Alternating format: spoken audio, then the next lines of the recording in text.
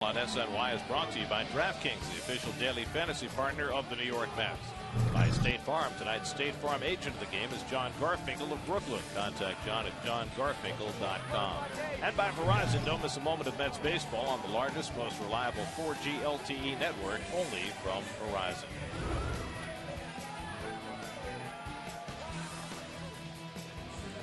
You can welcome back the 2015 NL East champions this Friday night when the Mets host the Nationals at 7:10. It's Free Shirt Friday, which means all fans in attendance get a Mets Know Your Roots t-shirt courtesy of Avoderm and Nylabone. For tickets, visit Mets.com/FreeShirtFridays. Driver on the Majors presented by Nissan. Max Scherzer in the makeup game against the Reds had a no-hitter for 7 1/3, settled for a 2-hitter as the Nationals beat the Reds. The Rangers lead us down to a 1.5 games over Houston and only 2 games over the Angels in the American League West after falling to Justin Verlander and the Tigers yesterday. And the Giants won the opener of their series with the Dodgers 3-2 in 12, preventing the Dodgers from clinching for yet one more day. They lead by 5 with 6 to play. It's the Mets and the Phillies. Get off the field, fanatic.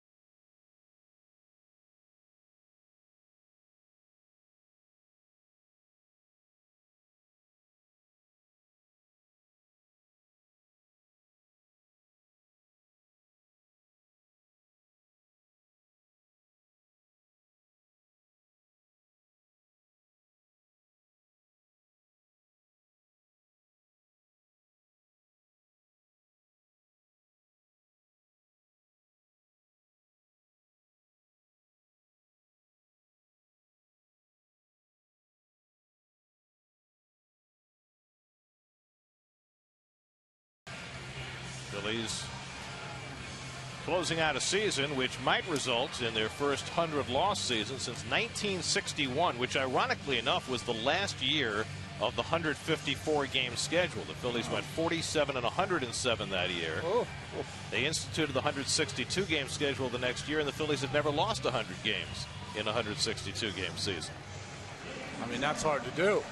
Well, and they've had some bad teams over that stretch, but they're at 97 losses right now with 6 games to play. Well, the Mets, after going with the day after lineup Sunday in Cincinnati, have all the regulars back in there. Wilmer Flores a little under the weather. Ruben Tejada gets the start at shortstop, but otherwise the Mets send out their regular lineup tonight. As you look at the Geico Mets starting lineup, going up against the second-year right-hander David Buchanan, who's had himself a dreadful year. It's really been a struggle. You can tell by his record as you look at those Toyota numbers. But the one that strikes me, opponent's batting average is .361 against the young Buchanan, who's trying to make a couple more strong starts here. Well, this might be his last start.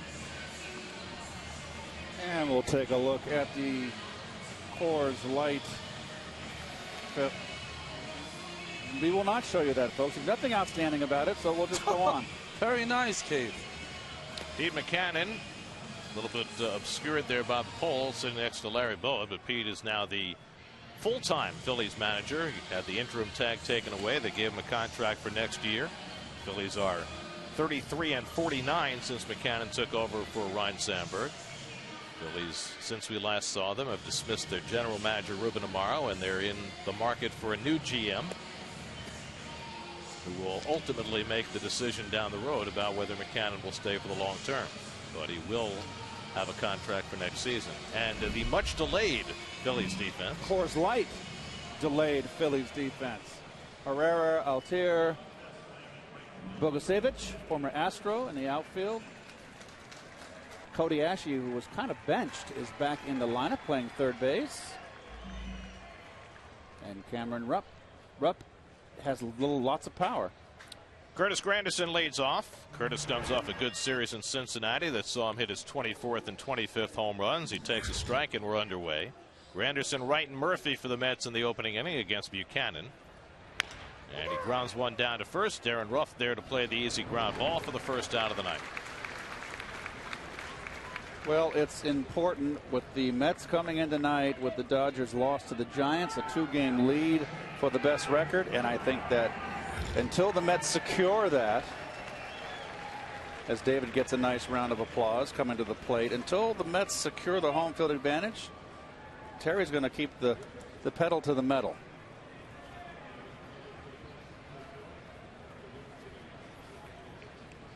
All hands on deck.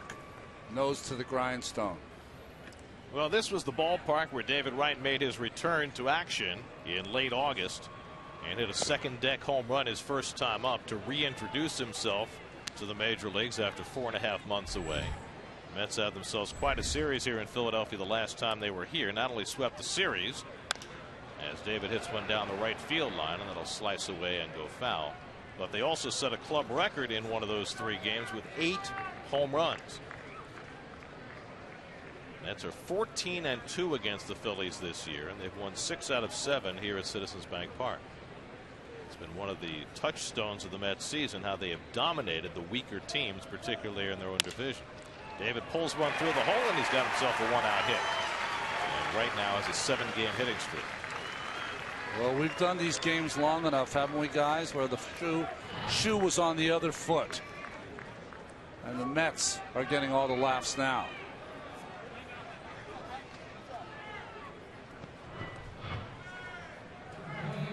So 1 out and 1 on. Now Daniel Murphy. And Murphy's been the hottest hitter in the Mets lineup coming down the stretch. A 9-game hitting streak, hitting .471 over the 9 games.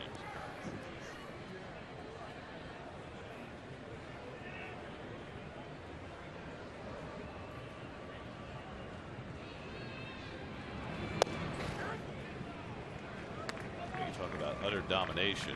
Any area you look at, the Mets have just rolled over the Phillies game after game after game. Well, they fairly much rolled over their division.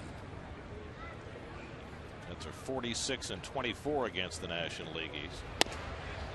Very similar numbers to the numbers the Mets experienced at the hands of the Nationals last year. Utter dominance. And that's for 15-4 against the Mets last year. The Mets with 14 wins against the Phillies, only once in their history have they had more than 14 wins against a team in one season. And you guys will remember that. It was against the Pirates in '86. The Mets went 17-1 against Pittsburgh that year. Who lost that game? It was, I think it was the last time. No, I remember. I don't know who lost it, but it was the last game, and it was a big slugfest. They came back and beat us. Otherwise, so you're saying you were 17-0 going into the last one? No, couldn't have been, because I pitched the last one. Murphy pulls one. Nice play by Sweeney to run it down, and he throws him out. Darnell Sweeney, a late addition to the lineup, when Andres Blanco was scratched, and Sweeney makes a terrific play to get Murphy 2 down. The game that we lost, nice play there, beautifully by Sweeney.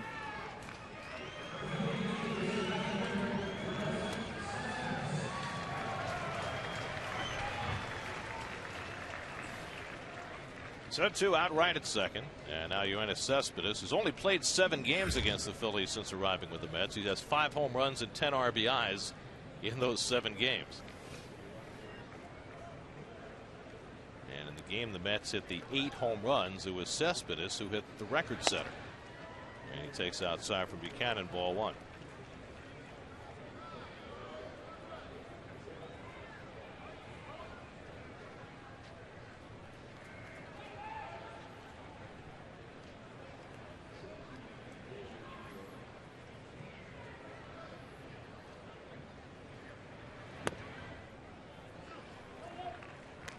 Duda waits on deck. Lucas coming off an extraordinary series in Cincinnati.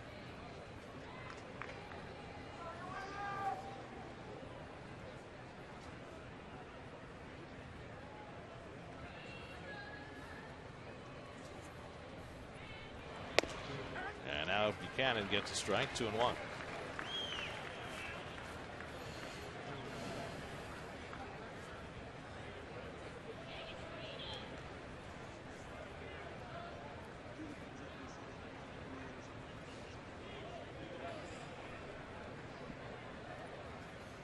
And the breaking ball popped up a mile high along the left field line. And Altair comes over to get it in fair territory. That retires the side. A hit and 1 left. Bartolo Colon takes them out when we come back.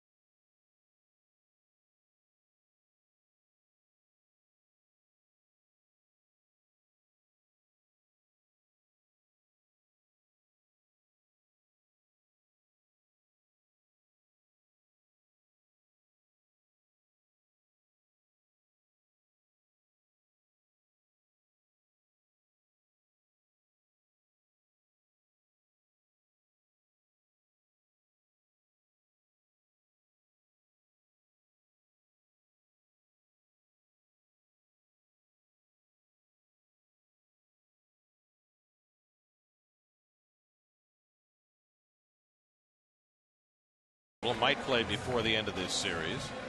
Dominic Brown out for the season after the concussion he suffered at Citi Field chasing the inside the park home run by Tejada. And there is the Phillies starting lineup brought to you by Hyundai, and there is Bartolo Colon. Well, those are his Jeep numbers for Big Bart. 218 big league wins. That's only 25 shy of the great Juan Marichal. And don't think that Bartolo would love to get number 15 tonight. 15's it's a magic number. It's a nice number. It is. It's better than 14 and 13, obviously. But it has a nice ring to it. 15 for a pitcher is like a hitter hitting 300. 20 for a pitcher is like a hitter hitting 330. You know, serious. Well, just to put it in perspective, Colon won 15 last year as Freddie Galvi spunts 1 foul, and there have been only 5 pitchers in Mets history who've won 15 in consecutive seasons. You're one of those 5. Okay. And And there are the others: Seaver, Kuzman, Good, and Matlack, and Colon can join that company with a win tonight. Love to welcome him to the list. Right? It's just been a fun watching him the last 2 seasons. Now there's still a good deal of uncertainty about what Colon's role is going to be in the postseason. He will certainly be on the postseason roster, and the thought has been all along that he would work out of the bullpen. But with this small bit of news today about Steven Matz, that at least leaves that a little bit up in the air. Well, the good thing about Bartolo, though, guys, is that it really doesn't matter. You could tell him the day before he was going to pitch that he's going to make a start or he's going to pitch out of the bullpen. He'll be happy doing either one. He's not one of those guys that's going to be a clubhouse lawyer about it. Just give me the ball, tell me when I'm pitching, I'll be ready to go. Well, Matz met briefly with the media today and said that he had slept on a sofa and that the right side of his back acted up a little bit. He said it was on the other side from where the lat muscle injury was earlier this year, so completely unrelated. Big leaguers sleeping on a sofa? I mean, come on. Well, Tempur-Pedic, baby. Let me tell you something. You got to watch those mattresses at the Westin.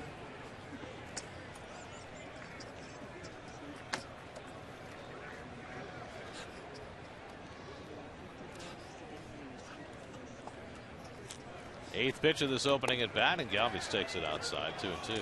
I think I just got a text. No, I was just teasing. My bed's fine. I woke up perfectly fine this morning. The only adjective I had was heavenly.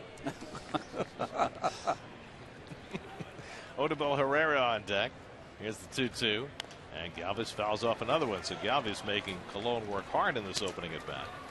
Galvis got off to a great start this year. He's in a nice season, hitting .265. Took over as the regular shortstop after 15 years of Jimmy Rollins in that spot for the Phillies. Still just 25 years old. Colon, who specializes in quick innings, having trouble with a long first at bat. And he finally gets Galvis to fly one out to Cespedes for the first out. Well, one thing about Bartolo, he's unflappable. You can't fluster him, and he will put the ball in play. And the defense for your first place National League East champions, you Met fans out there. Brought to you by Lexus. You saw the outfield, the usual trio. Murphy, Ruben in the start tonight as Flores has a little bit of strep throat. And oh, look at the new sleeves. I hope those have hits in them and home runs. He's the style master. You know what? They don't have hits and home runs. You got to trash them. Is there a little bit of strep throat? Is that such a thing? You either have it or you. It's not. It's nothing you don't want. That's for sure. Evidently, Wilmer's feeling much better. And fortunate to have an off day. But you don't want to go around the clubhouse either. Odubel Herrera lines one to center, and Cespedes will have to play it on a couple of hops. So Herrera has a one-out hit. Wasn't there a club this year that had strep throat going around here? I think Kansas City had the chicken pox. There's Herrera. That one's off the end of the bat. That's why it dropped into center field. But the Kansas City Royals had chicken pox going around their clubhouse. And this last week, the Minnesota Twins have had half of their clubhouse sick. In fact, Phil Hughes had to be scratched yesterday, and Tommy Malone stepped in and did a great job for him. Was that change in weather, the climate change always? I don't mean that. You mean weather globally, folks. Just, seasonal change. Just not get carried away. We all know your politics. We're not a political outfit here. We do ball games. I don't know. None of us were in the Times mentioning Fiorina today, so I don't know about that. Well, the people at home can just watch the game and listen to us through their normal TV speakers. That's right. Yes, thank you. By the way, my house is alarmed. Aaron Altair hitting .243 through 115 big league at bats after spending most of this year in the minors, and he smacks one up the middle for a base hit. Guerrero will pull in at second, so a couple of one-out singles against Colon put 2 men on. You know, the one thing I've noticed in the last couple of weeks, guys, I saw more games than I've done with you, but there wasn't a lot of fight in some of these teams. And the Phillies have come out here with a tough at-bat by Galvis, a couple of hits now. Well, they've been embarrassed by the Mets this year. You can understand why they would come into this last series of the year against the Mets looking to, you know, salvage a little pride. Yeah. There's Darren Ruff with 2 aboard. Ruff playing first base every day right now with Ryan Howard out. Howard's been out about 2 weeks after banging his knee. So we mentioned in the open about the weather and the possibility of rain through the end of the season with Tropical Storm Joaquin coming up from the south, and that's, to me, the players, the everyday players around, we said in the open, they're going to get their at bats, but the pitching is what's you worry about the most. Them getting their work and not upsetting the apple cart, the rotation. Well, the worst of the rain is supposed to be Thursday, Friday, Saturday. The last game of this series is Thursday, and if they can't play that night, that game would normally be just thrown away. You would never make that up. But with the situation the Mets are in, fighting the Dodgers, presumably the Dodgers, yes, who haven't clinched yet, but for home field in a National League Division Series, if that were to still be at stake when the regular season ends on Sunday, nobody seems to know whether a game like a rainout Thursday would then have to be made up on Monday. It doesn't seem as though Major League Baseball has a firm contingency for those things when there's not a postseason berth at stake, but rather just home field advantage. There should be a standard operating procedure, I think, in this Mets Dodgers remaining schedule. I think there should be a standard operating procedure, Gary. 161 games is enough. If you're ahead at that time, no need to play an extra game on Monday, especially when you have some playing games that you could really have. Well, both the Mets and a number of media outlets have made calls to Major League Baseball to get clarification. That's driven to deep center field. Cespedes takes a look, and that's long gone. Darren Ruff with a bomb of a 3-run homer, his 11th of the year to get the Phillies off to a fast start. They lead 3-0.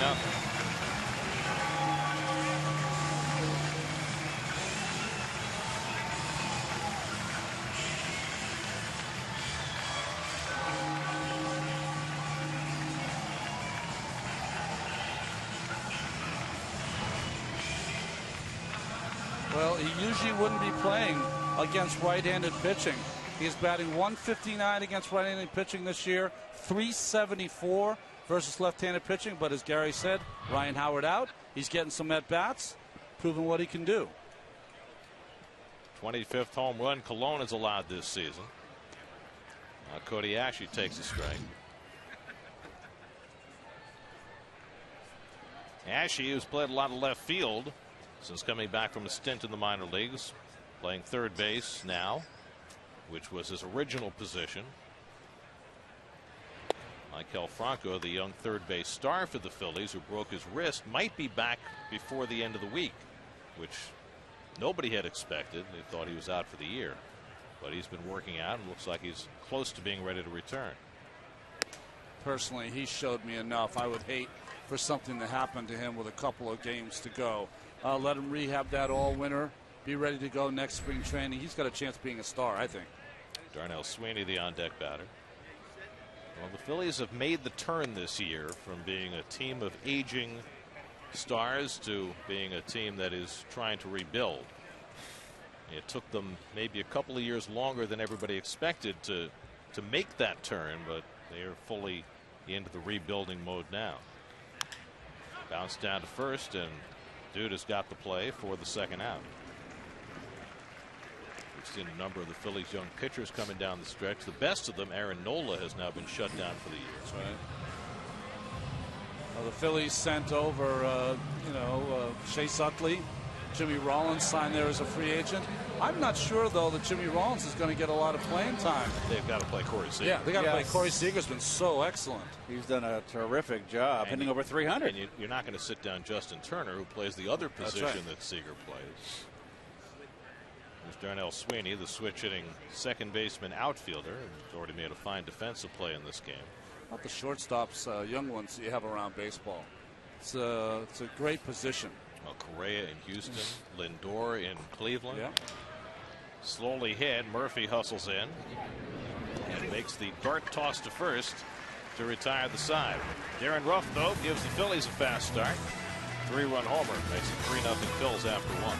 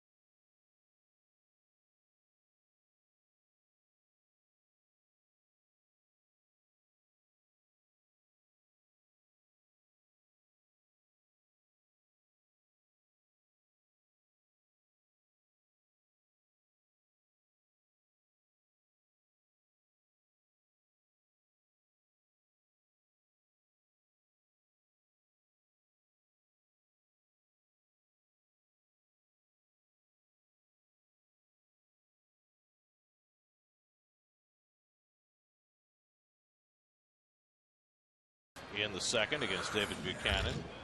Duda got a day of rest on Sunday along with most of the regulars, but he did enough havoc in 3 days in Cincinnati to count for 5. 12 RBIs in 3 games in the Queen City, and he takes ball 1 from Buchanan. Travis d'Arnaud on deck, then Michael Conforto for the Mets in the second. You got to think that Lucas, you got to hope that he keeps it going and takes it right into the playoffs. But that was a very, very impressive display of power in Cincinnati. 25 home runs on the year now for Lucas. You know, the only thing I'm jealous about in today's game, in today's Mets, is that we did not get it on the road to wear this uniform. That only thing I'm jealous about. That's drilled to right field, but it stays up for Bogusevic, and he makes the catch for the first out. So the 10-year, $200 million contract, that doesn't bother you at all? I didn't think that deeply, but this uniform is tremendous. This is the old Met uniform with I like the old-fashioned piping, and we had the scripted letters. New York. Oh, it was just awful, just awful. Yeah, the lettering makes all the difference in the world. Come on, this is a good-looking road uniform. It's an exciting series for Travis d'Arnaud. It's a reunion series for him. His brother Chase is a September call-up with the Phillies. They've never faced each other in a major league game, and Travis is very much looking forward to the opportunity of facing his brother, who is a couple of years older and has not been nearly as successful as Travis at the big league level, but is getting another chance now with the Phils.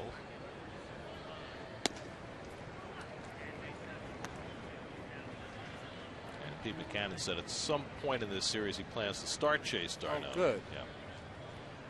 Specifically so the brothers can go head to head.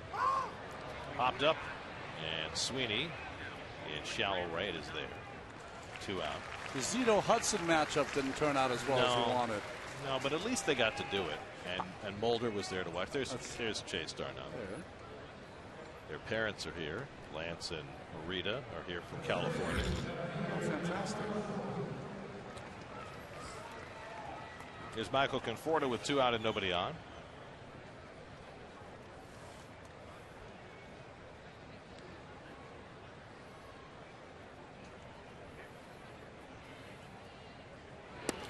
Well, folks, if you didn't see it or you missed it last night, but it's actually Sunday flying here, the rookies had to all come in their costumes. The underoos. The underoos, and I averted my eyes. Didn't want to offend your delicate sensibilities.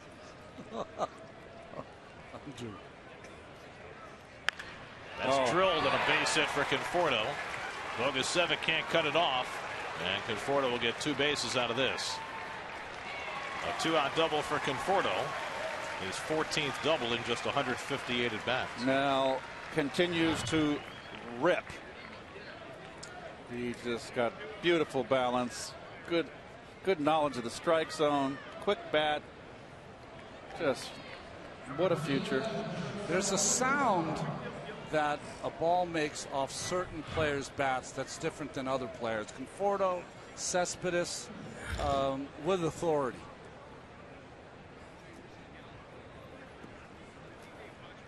Excellent exit ball velocity on that line drive. Carried all the way to the wall. EBV. Here's Tejada hitting 8th in the order. Ruben at 267 for the year. Has had a good month of September. And takes a curveball for a strike from Buchanan. Bartolo Colon and his magic bat waiting on deck.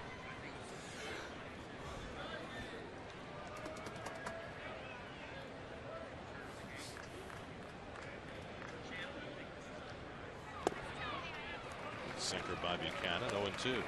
Down and in, low and away. This guy reminds me very much of Kyle Kendrick, who used to pitch for the Phillies a couple of years ago and now does his work for Colorado. Buchanan, 26 years old, out of Georgia State. Had a good rookie year last year, but just had not been able to duplicate that this season. And he strikes out Tejada with a curveball to end the inning. First strikeout for Buchanan. Middle of the second, 3-0 Phillies.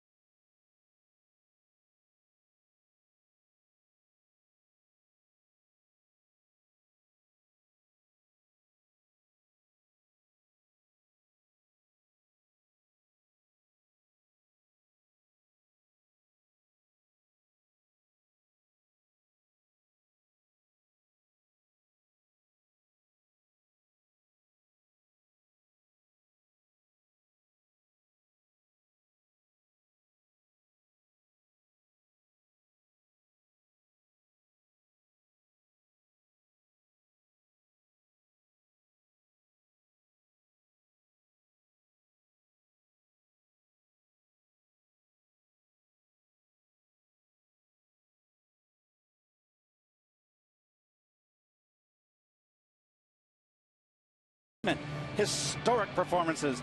Don't miss this 2015 postseason beginning October 6th. Go to MLB.com/postseason for a full schedule.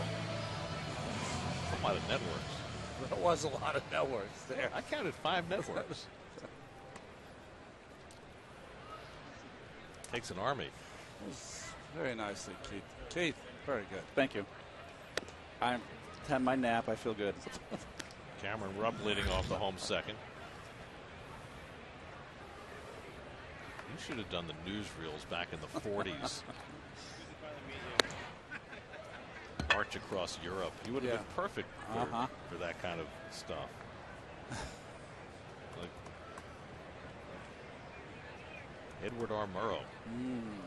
But he was more sober with it. Yeah. Rupp pulls one foul. But you know that dramatic newsreel footage. The newsreel stuff, right. Lindsey Nelson would have been good at it. Lindsey.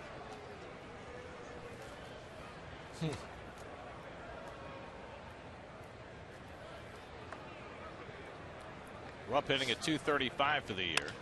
And he grounds one to the hole. Backhanded by Tejada. And the jump throw. Not handled by Duda.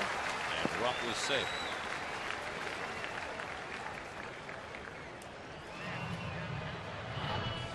Well, Rupp, not rough. Rupp doesn't run well. Ruben makes a nice backhand. And this might have been out. Duda makes the play. Tough pick.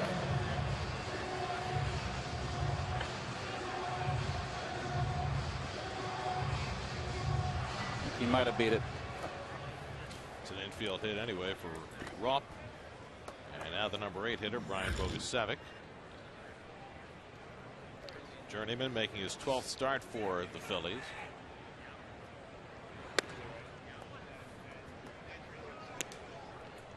Not a lot of movement on the pitches by Bartolo in his first couple of innings, and the ball's up. We always talk about him being down is the key. Colon working on one extra day of rest since his last start against the Braves last Wednesday. In that game, he was virtually untouchable for the first 5 innings. In fact, he was perfect for the first 4 2/3. And then finally weakened in the 6th and again in the 7th. Gave up 3 runs in total. You know, you were talking earlier, Gary, about that 61 Philly team, the last Phillies team to lose 100 games. 2 guys were part of that pitching staff. Former manager Dallas Green and Paul Brown, the Pope, was on that pitching staff. Owens. Paul Owens. Right. Paul Owens. Excuse me. Paul Brown was busy in Cleveland. Right.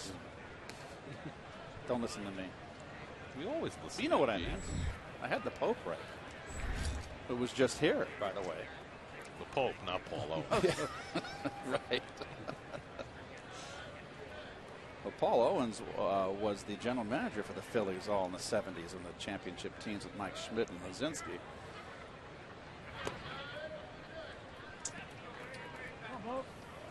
Bartolo missing with the changeup, and he goes full on the number 8 hitter with the pitcher Buchanan on deck.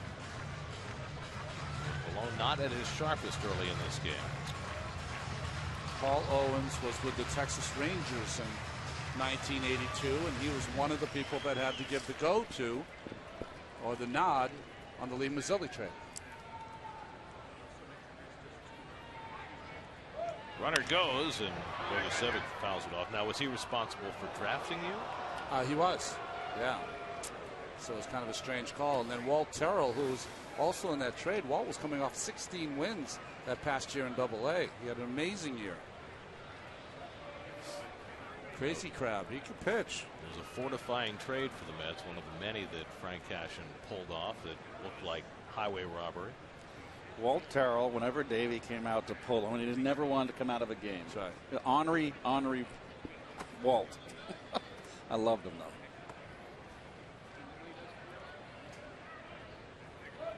Rupp runs. Bogusevic takes strike 3, and Rupp is a dead duck at second base.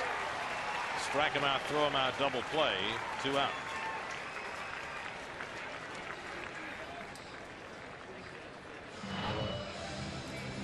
High throw. But Rupp just not. Oh boy. Little tardy. Not the tag.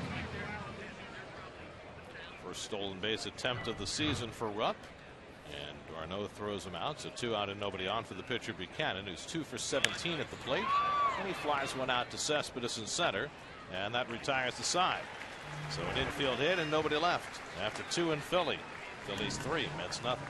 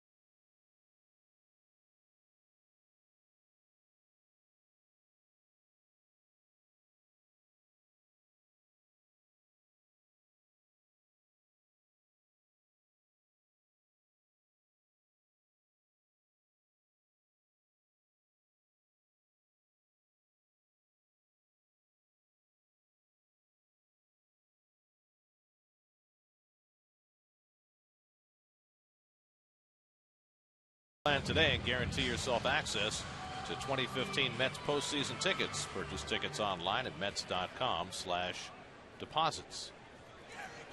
Bartolo Colon will take the turn at bat, leading off for the Mets in the third. Bart has a career high 8 hits and 4 runs batted in this year.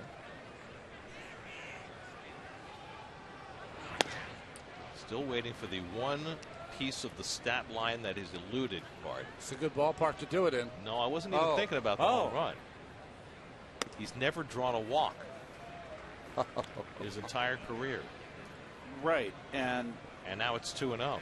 But he's very lethal with that bat. See, he wasn't looking for the walk. He was looking for the pitch to hit out of the ballpark. He wants to hit one out. Curtis Granderson on deck. David Wright behind him. And Bart will take his weapon with him. Galvis throws him out. Oh, he broke it, so he discarded it. Well, halfway.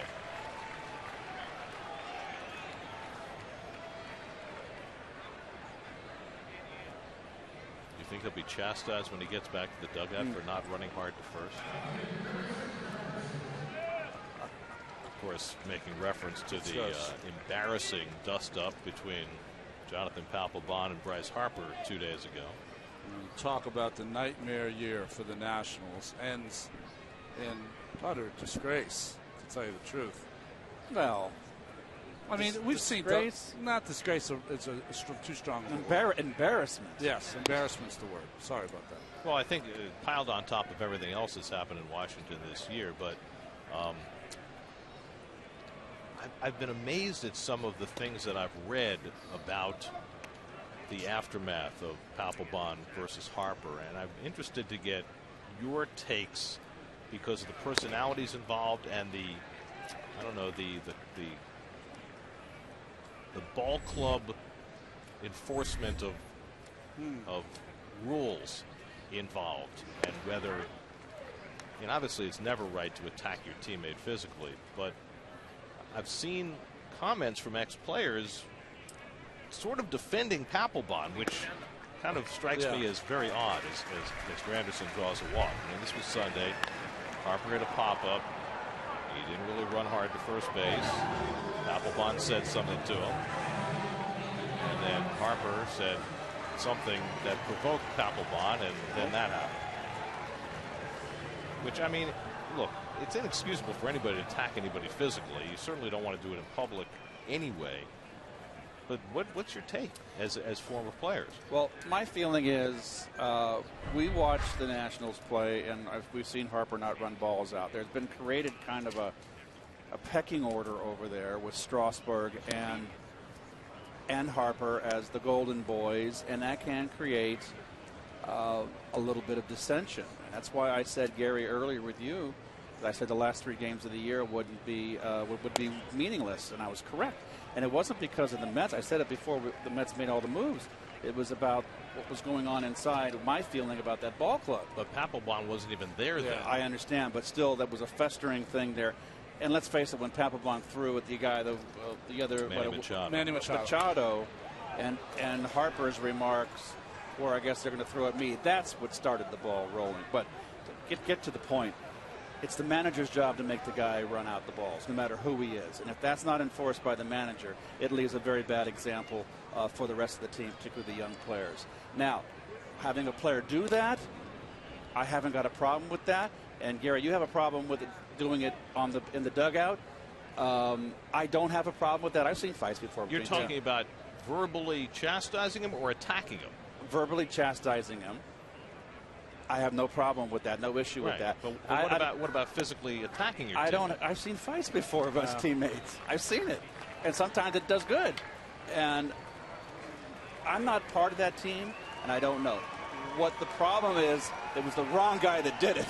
Because Papelbon is no shining knight, in shining armor, knight in shining armor. That stuff has to be policed from the manager.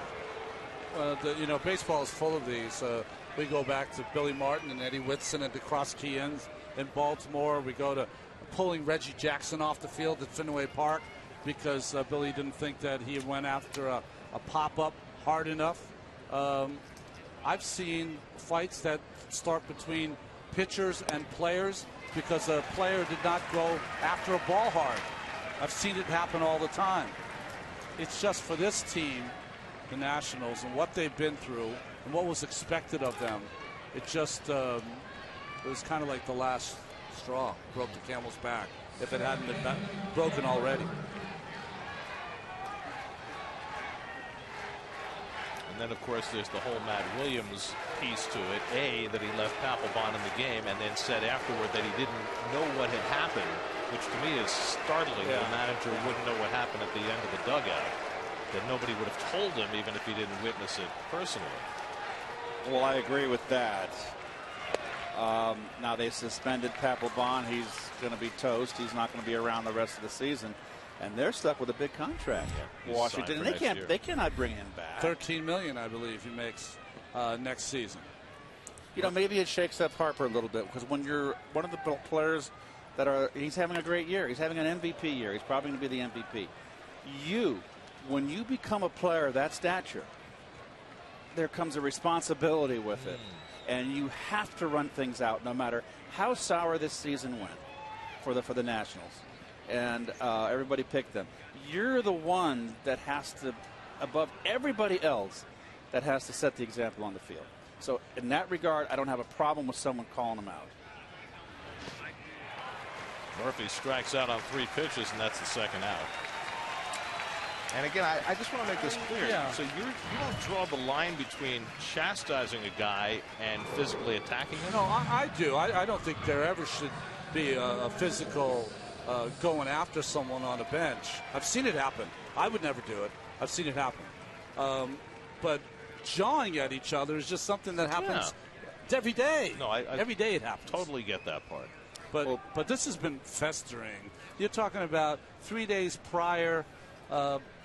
He hits a batter, Machado.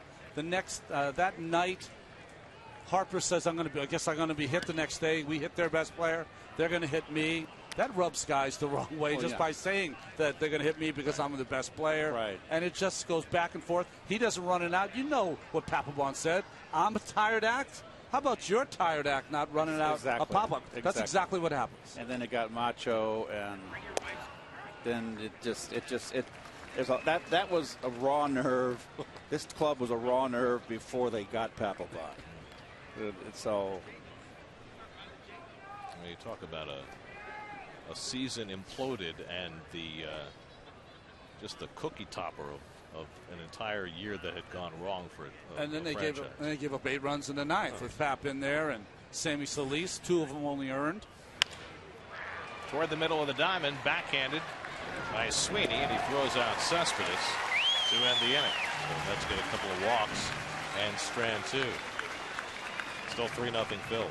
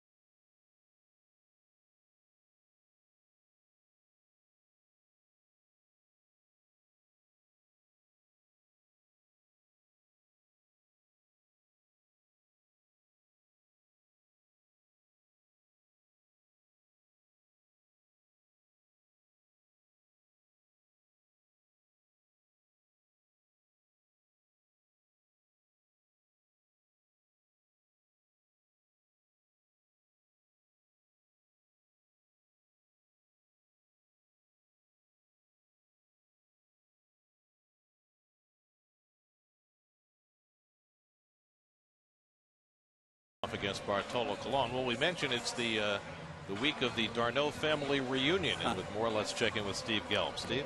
Gary, you're not going to see too many people wearing a shirt like this, Mets and Phillies, but that's because this is Lance Darno, Chase and Travis's father.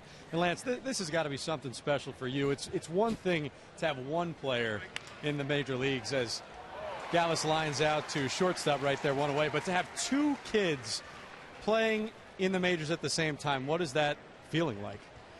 It's like flying a jet plane for the first time. I'm not quite sure when it's going to land, or how it's going to land, but it's been a long road for them, and to see them both up here at the same time is just amazing. I thought I had my 15 minutes the first time they got called up, but here we go again.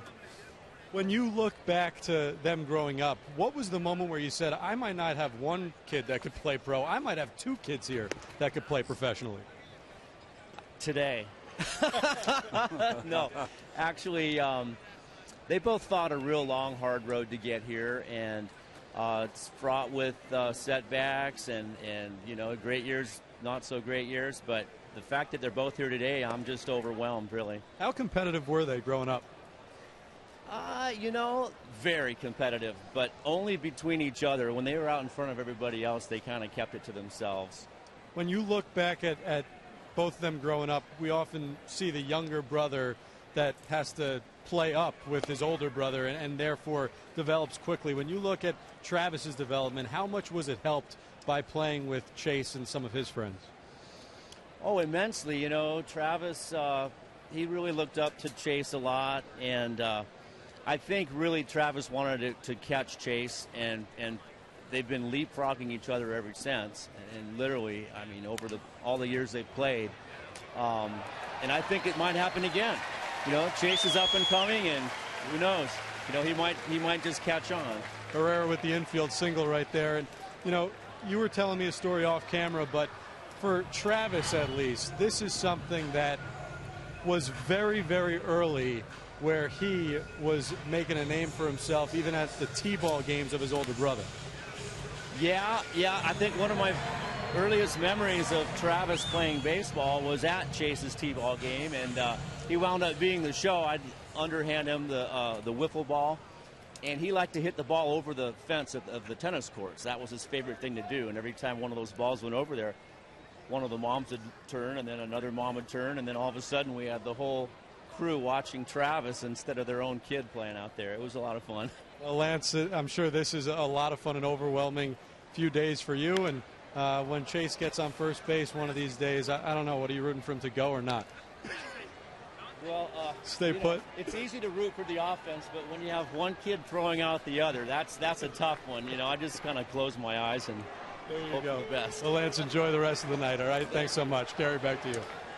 You know, it'll be the first time that Travis and Chase have faced each other in the major leagues when it happens, but it's not the first time they've faced each other.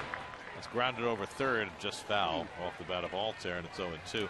Travis was telling me a story today. They played for 2 different high schools out in California, and Travis was catching and Chase was batting, and Chase got hit by a pitch, and Chase insists to this day that Travis called for the pitch that hit him, and Travis says absolutely not. It was just total coincidence. But you can understand the competitiveness between the two, and Travis says he will absolutely throw Chase out trying to steal at some point this week.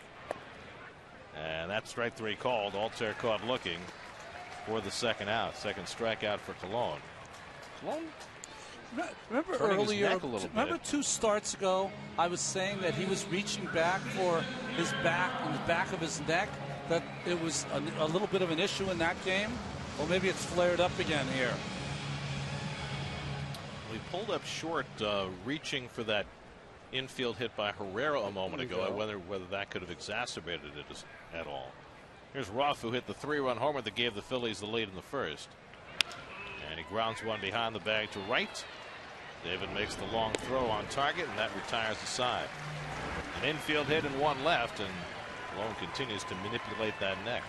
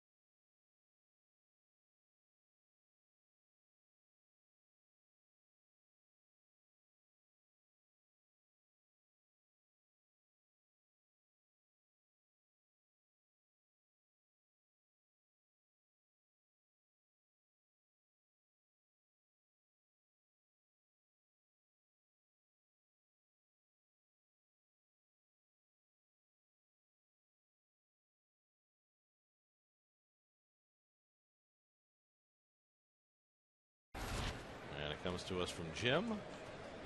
That's a well-decked bedroom. That's all Mets all the time. Now talk about orange and blue. You know, when Bartolo came back to the bench, he was kind of manipulating his neck, put his hand on the back of his neck, kind of trying to crack it, it seemed like. Yeah, a little discomfort. Yeah. Yeah, he's trying to, it's muscular, he's trying to stretch it. So as Duda cracks one to deep center field, Herrera back to the warning track, and it's out of here. Into the shrubbery. Number 26 for Lucas Duda, and his 4th in his last 3 games. Another one of these home run streaks. And the Mets are on the board. It's now 3-1 Phillies.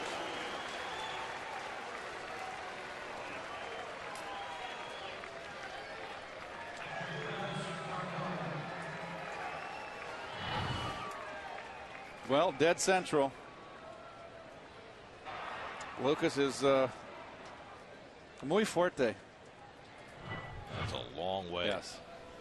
Very hard to judge Lucas's year this year, isn't it? Streaky. Darno pops one up. Rupp and Ruff. Ruff. And ready. One out. They both lose, whoever runs into the other. Big men.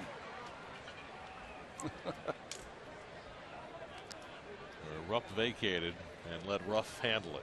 I mean, when you think about it, Lucas is going to have about the same numbers, not as many RBI, but about the same numbers home run wise as he did last year. But I don't know, last year seemed to be more consistent. Well, early in the season, he was getting on base a ton, wasn't hitting many home runs. He had that one great home run tear where he hit 9 in 8 games.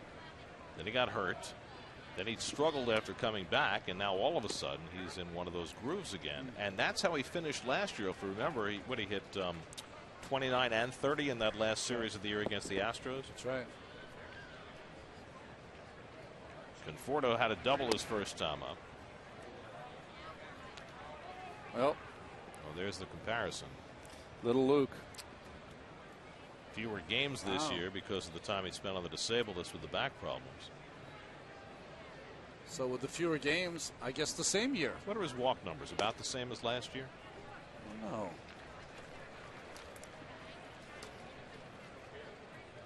Duda has a .354 on base percentage this year.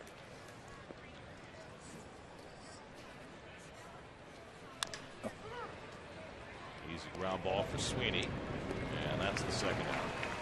Let's see, .349 last year, so his on base percentage virtually the same as it was last year and the year before. He had 65 walks this year. What did he have last year? 69. Okay. But fewer games this year. That's right. So it really, I mean, other than the RBIs, which can be circumstantial at times, it's going to be the same year for him. It's just that it hasn't quite transpired the same way. He was much more consistent last year. This year has been really hot and cold. Well, what you hope if you're the Mets is that he can carry hot into October. Well, precisely. Tejada struck out his first time up. And he pulls one right under the glove of Ashe and down the line. Tejada will try for 2 and make it easily.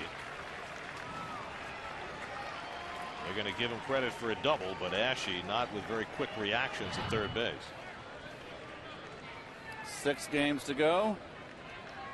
Oh, he stabbed at it. Oh, he needed a fork, not a glove. I've never heard that before. It's stick a fork in it. 23rd double of the year for Tejada. And now Colon, who grounded out to short his first time up. You work from the ground up. Oh, there you go. It's easier to go from the ground up than it is from the air down to the ground. Remember that, you kids. Galvis throws out Colon, side retired. Let's get a run on the Lucas Duda home run. Number 26 for Duda. He's 4th in the last 3 games. A hot Duda. 3-1 Phillies.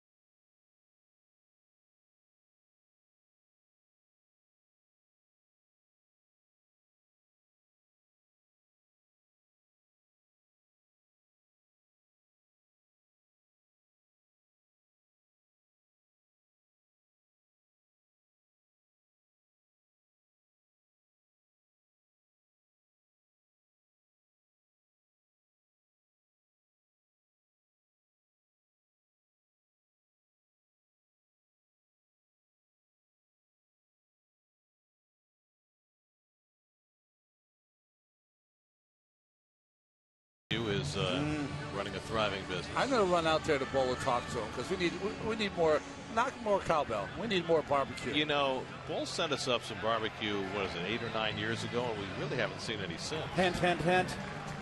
By the way, the rain is here. It may stick around for the next 4 or 5 days. Yes, it may. So havoc might be wreaked with the late season schedule. There have already been 2 postponements today in Pittsburgh and in Baltimore. It was Cody Ashe leading off in the home 4th inning, 3-1 Phillies. Ashe grounded out his first time up. That's of games here tomorrow night and Thursday night, and then home against the Nationals Friday night, Saturday night, and Sunday afternoon to close out the season. The rain out in Baltimore, that was Toronto, and the Blue Jays would have had a chance to clinch the American League East tonight with a win and a Yankee loss, but now that goes by the boards. Their magic number at 2. The Dodgers can also clinch tonight if they can beat the Giants. Their magic number is 2. But it's been 2 for, what, 3 or 4 days now. And the Giants won in 12 innings last night to keep it there. And how many more days of losing for the Dodgers would it take for panic to start to set in? I think panic, it's very much like the New York market. You've got a lot of people following that ball club. And what a matchup you got tonight with Kershaw and Bumgarner. Was it the 4th time they've met this year? Yes. 5 games with 6 to go. If there's panic, I want to play them in the playoffs. Well, here's the thing. That strike 3 call to Ashe. I think it's a day-to-day proposition, starting with the next 2 days against the Giants. Because the Giants, you know, that's their arch rivals, so you know they're going to play with every ounce that they have. They played a great game last night. If they win today and tomorrow, and you go into the weekend with a 2-game lead with 3 to play, that's very different, don't you think? All they're going to do is win 1. And bye-bye. Kershaw, Greinke tomorrow, right? No, Greinke pitched the first night. That's right. Greinke last night, and then Kershaw tonight. They had to switch it up a little. They're getting ready for the post too. Both those pitchers, Bumgarner and Kershaw, since their first starts in August, both have ERAs below 2. Below 2 and 8 wins. Gosh. Toward the middle of the diamond, Murphy lays out but can't get it, and Darnell Sweeney has a base hit. 6 hits against Colon.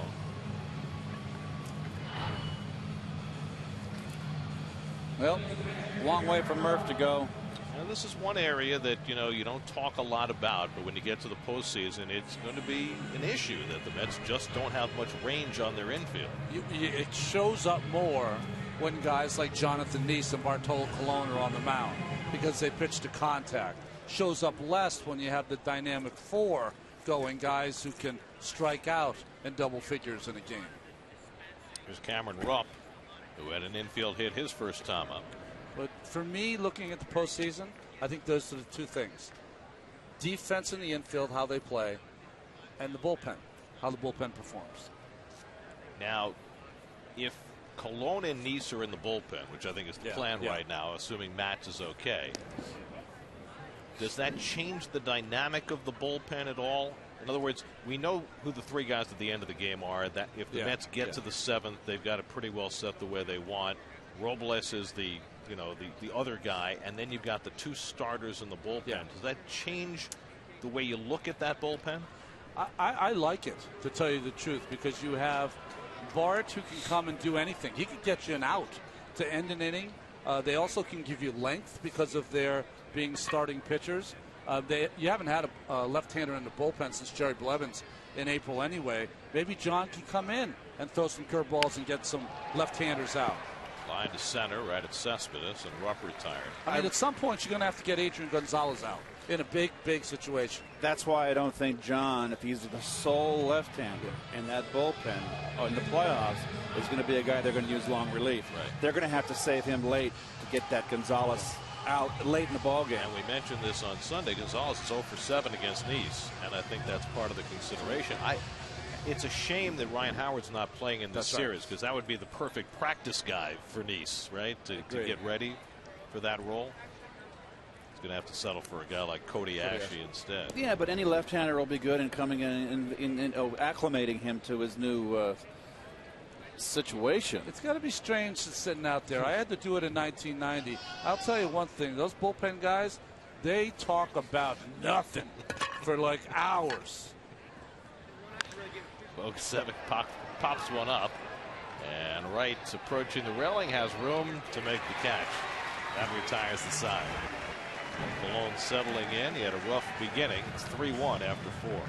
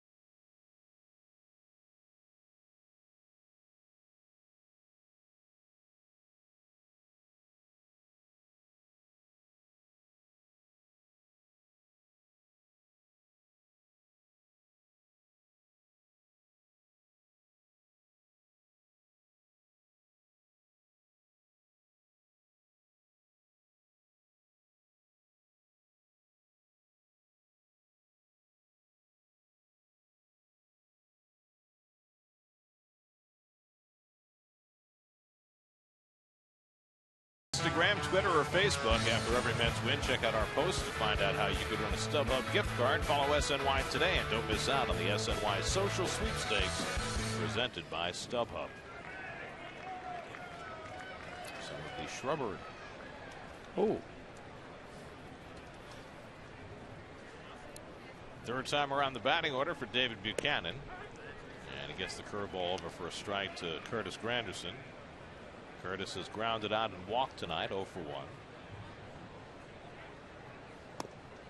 Buchanan, who came into the game with a 7.96 ERA and a 1.94 whip, has held the Mets to a run on 4 hits over 4 innings. He looks a lot better than the last time I saw him, though. So Bobby McClure and he have been doing a lot of work. Well, he needs a lot of work over the ERA, almost 8 coming in. Work in AAA this year wasn't bad. 10 starts at Lehigh Valley. He had a 2.8 ERA. He's had a couple of stints with the Phillies this year. His problem is he reminds me of Kendrick in this way. He likes to sink the ball. And guys who sink the ball, their hard thing is to get the ball in on lefties because it always drifts back over the plate. That's what happened with Duda. That's drilled into right, a base hit.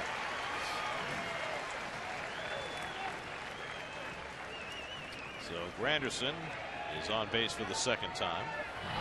Just not a hard enough thrower, and his breaking ball is a big breaking ball, but it's not crisp. It's kind of a slow bender, something you can track right there. Yes. That old airplane banking left. Oh, just come to me.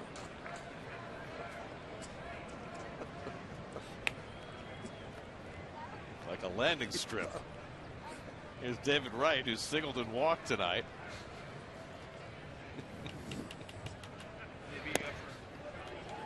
Buchanan keeps it away from him. 0-1. Buchanan last year, 20 starts as a rookie, had a 3.75 ERA, not terrible. 6-8 record, 1.29 WHIP, again not terrible. But those were his numbers this year, and that's just flat out ugly. 97 hits in 63 innings. Yeah, you hope they don't put that on the board before the game. Please don't put it on the board.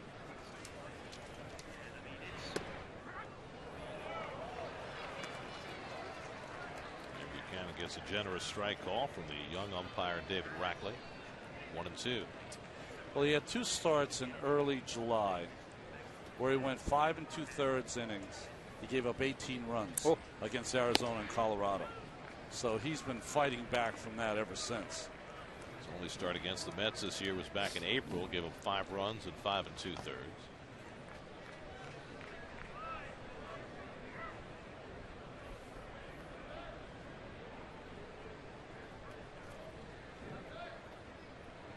Two and two to right with Murphy on deck. David takes a sinker inside, 3 and 2.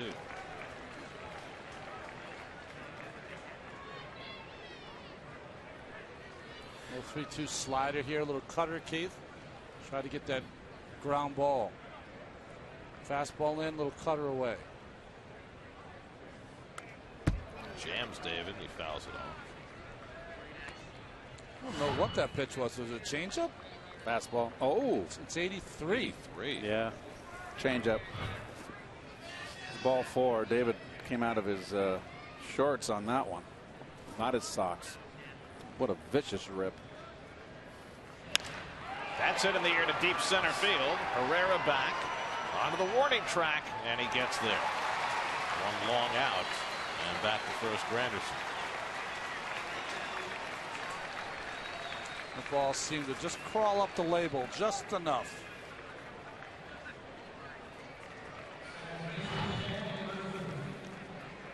Got it on the fat of the bat. Just got under it. David, who loves hitting in this ballpark, almost had himself another one. Now 1 out and 1 on for Murphy, who's 0 for 2. Struck out on 3 pitches his last time up. Unusual. In that Murphy is the hardest hitter to strike out in the National League, and Buchanan is not a strikeout pitcher. To me, this guy sets up perfect for Murph. Almost every pitch is away. Cespedes on deck.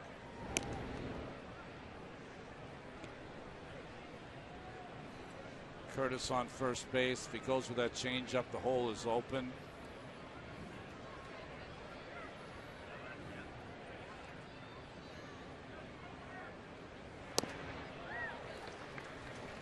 Same pitch he struck Murphy out on first time up.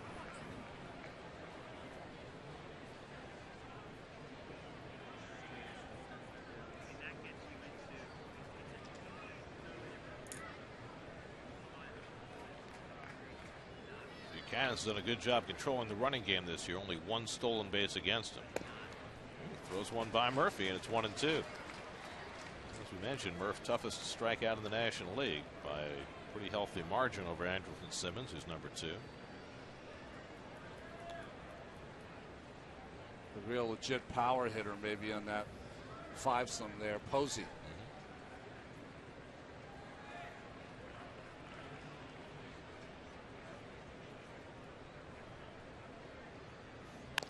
That's off the pitcher's leg.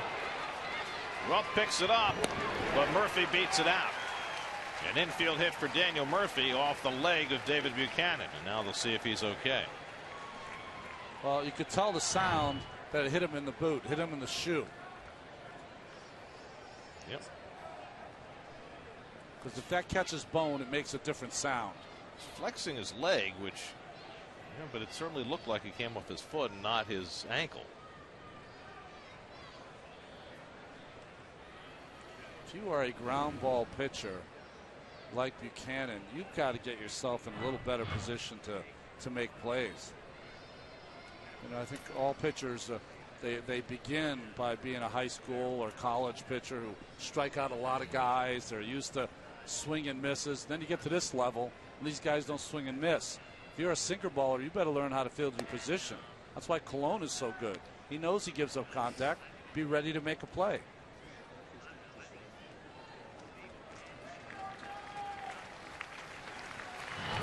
Well, Murph's always a tough strikeout. It's a pitcher's pitch. It's off the plate and down, but he keeps his hands back, keeps his shoulder in, and he can let go with one hand. Imagine if he had booted that over to first base and Murph was out because of it. Well, we've seen that in this ballpark, haven't we?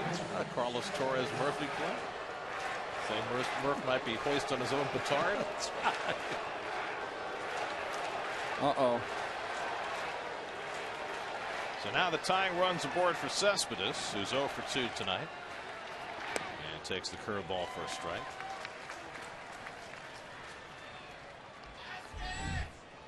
Lucas Duda, who's in a raging hot streak right now, waiting on deck. Phillies get the bullpen started with Buchanan at 76 pitches.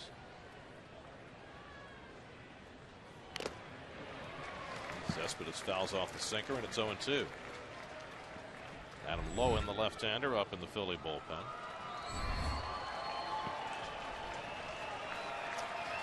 Buchanan trying to get through 5 with a lead, but has given up a couple of hits here in the 5th.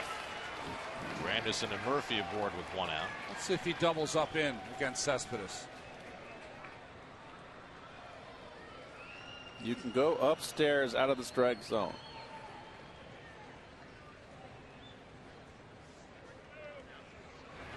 Cespedes goes down swinging for the 2nd out. 3rd strikeout for Buchanan, and now he'll face the red-hot Duda. Let's take you back to Friday, when the Duda power surge began. Most perfectly to opposite field. That was a rocket launcher. And then Saturday, grand slam. And then tonight, dead central. So like the fact that he was used the whole field.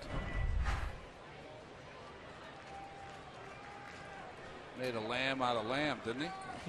Whoa. Well, he certainly has proven over the last few days that whatever problems he was having against lefties, he's back to where he was at the start of the season when he was wearing them out. Which makes an interesting dilemma for Friday night. 10 days from now. I don't think there's any dilemma. Yeah, he's in there. I think Granderson, Murphy, Duda, they'll all be in there. The only guy who won't is Conforto. Well, Pete Buchanan, 1 out away from Buchanan having a chance to be a winning pitcher, is going to pull him from the game and bring in the lefty to face Duda. I do not like this move at all. If you're working on your young pitchers who are going to help you next year, how do you build their confidence? By taking them out against a guy in a meaningless game? Don't get it. You got a kid that took a line drive off his foot and he's out there. Just bad. Call to the bullpen brought to you by Verizon. Tying runs on base for Duda when we come back.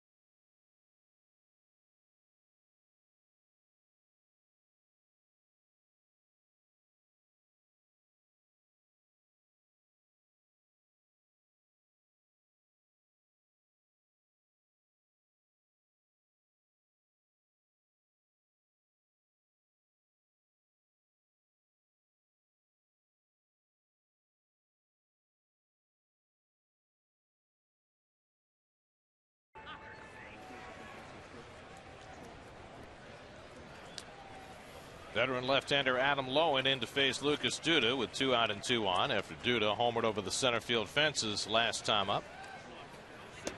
And he takes inside from Lowen. Well, there's an old saying, asking ye shall receive. Beautiful. Apparently, Greg Luzinski got our call. He did. Jimmy LeBlanc, a guy from New York, called the Bull and said, "Hey, Bull, they're all over you." you better deliver some barbecue, and he did. That goes to the backstop, and that'll move the tying runs into scoring position. A wild pitch from Lowen on his second offering. Well, thank you, Greg. That was really nice. We've been craving these ribs for a long time now. He was the hitting coach with the Oakland Athletics when I was there. Couldn't get a nicer guy. And Keith, you always mention it. Did not want to face him with ducks on the pond. Nope. Late in the ball game. He was a scary guy to face. Not only was he a 30 home run guy, but excuse me, folks, it's so good. Did we question you at the wrong time? He also hit 300. Duda takes a strike, 2-1. Oh, they're so good. They are. You know what? When you're at Citizens Bank Park, when you come down to watch the Mets here, stop by Bull's Barbecue. It's worth it. Just outstanding. Good breaking ball by Lowen to get even on Duda, 2-2. No, Lowen is another big, tall guy. Remember, Lowen was the big prospect with the Orioles, and his career hit a roadblock. He became an outfielder. He was in the Mets farm system as an outfielder at one point. Now making a comeback as a pitcher. Got a big out to get here. 2-2 to Duda, and he chases the breaking ball for strike 3. So Lowen comes in and gets a huge out in the 5th inning. Mets strand 2 in scoring position. Halfway through, it's 3-1.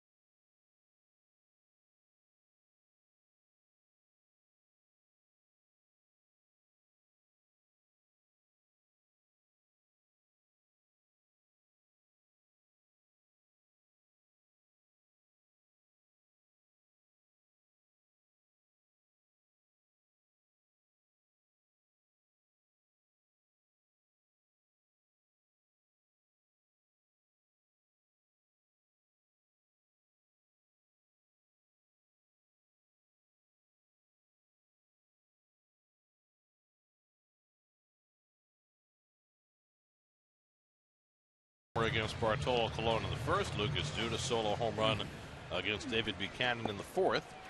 And that's been it. 3-1 Phillies. We have an official game playing in the rain as we go to the bottom of the 5th.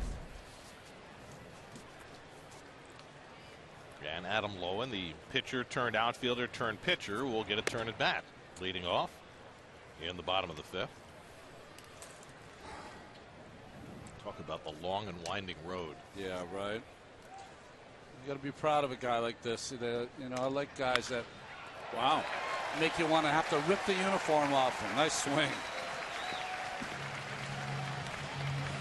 So he shows off the offensive side of his resume.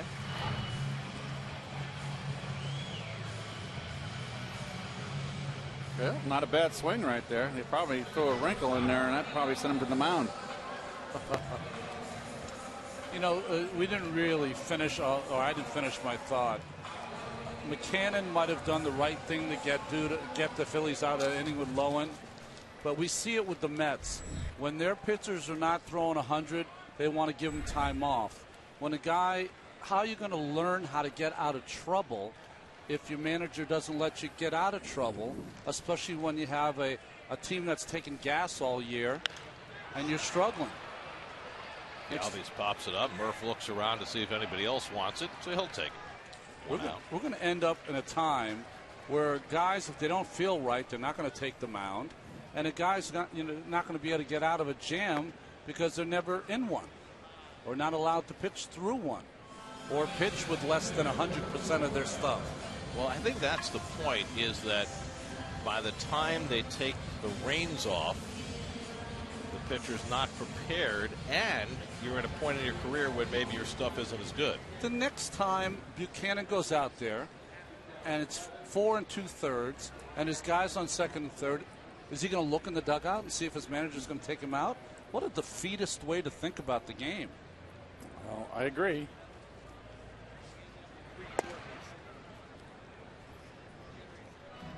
Dubal Herrera is 2 for 2 tonight. Single to center, scored a run in the first, and an infield hit in the third. Aaron Altair waits on deck.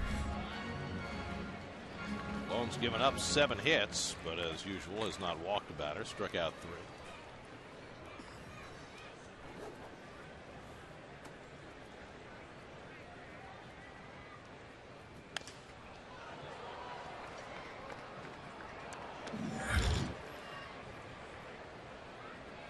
I mentioned earlier that the Phillies have not lost 100 games since 1961. But I didn't realize until Elias did the research today. There are only 3 teams that have a longer run of not losing 100 games than the Phillies. And those 3 teams' streaks all go back more than 100 years. Grounded over the head of Duda and into right field. Lowen will go first to third, so Herrera has his 3rd hit of the night. Chopper a little too tall for Duda, and runners are at the corners with 1 out.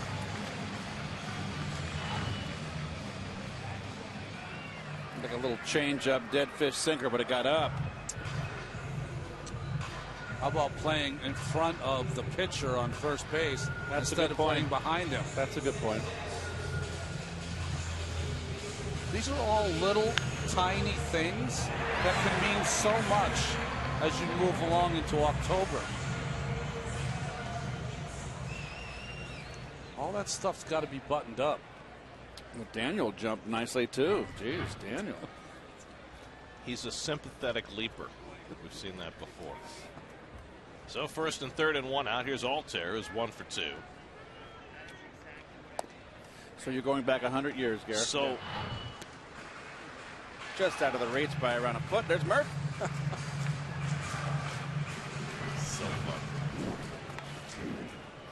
So the other teams that have gone longer than the Phillies without losing 100 games, the Dodgers, who haven't lost 100 since 1908. Wow. That's popped up. Lowen won't be able to score on this. Granderson comes in to get it, and that's the 2nd out. So a big out for Colon. Keep runners at 1st and 3rd. The Cardinals haven't lost 100 since 1908, and the Yankees haven't lost 100 since 1912. Huh. There's one other team that hasn't lost 100, and they've never lost 100. A team that came into existence in 1961, the Angels, never lost 100 in their history. Ah. Well, of interest in that 61 team, I think it was Robin Roberts last season. Robin went 1-10 with an ERA of 5.85. I guess he was over the hill. Hall of Fame pitcher. He was pretty great when he was great, though, wasn't he? Over 300 innings, 20 wins. Every year he could count on it. Here's Darren Ruff, who had a 3-run homer back in the 1st inning to provide the Phillies with their runs tonight. Those are back in the days of the 4-man rotations. They didn't have 5-man rotations in 61.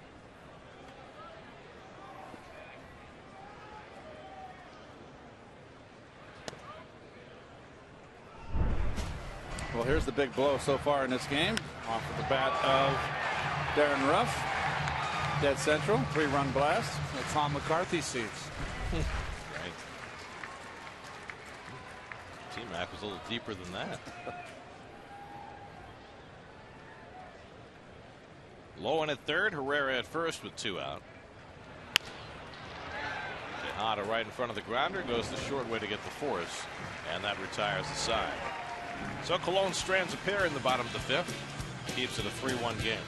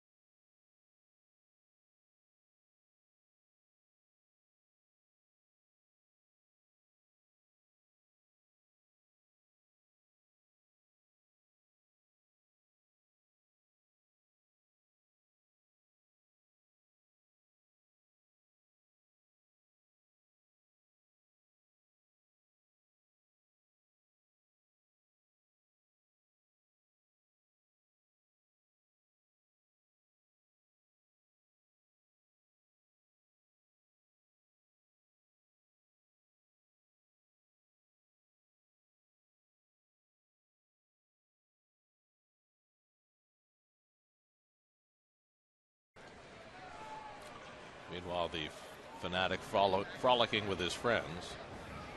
It's still the best show in town.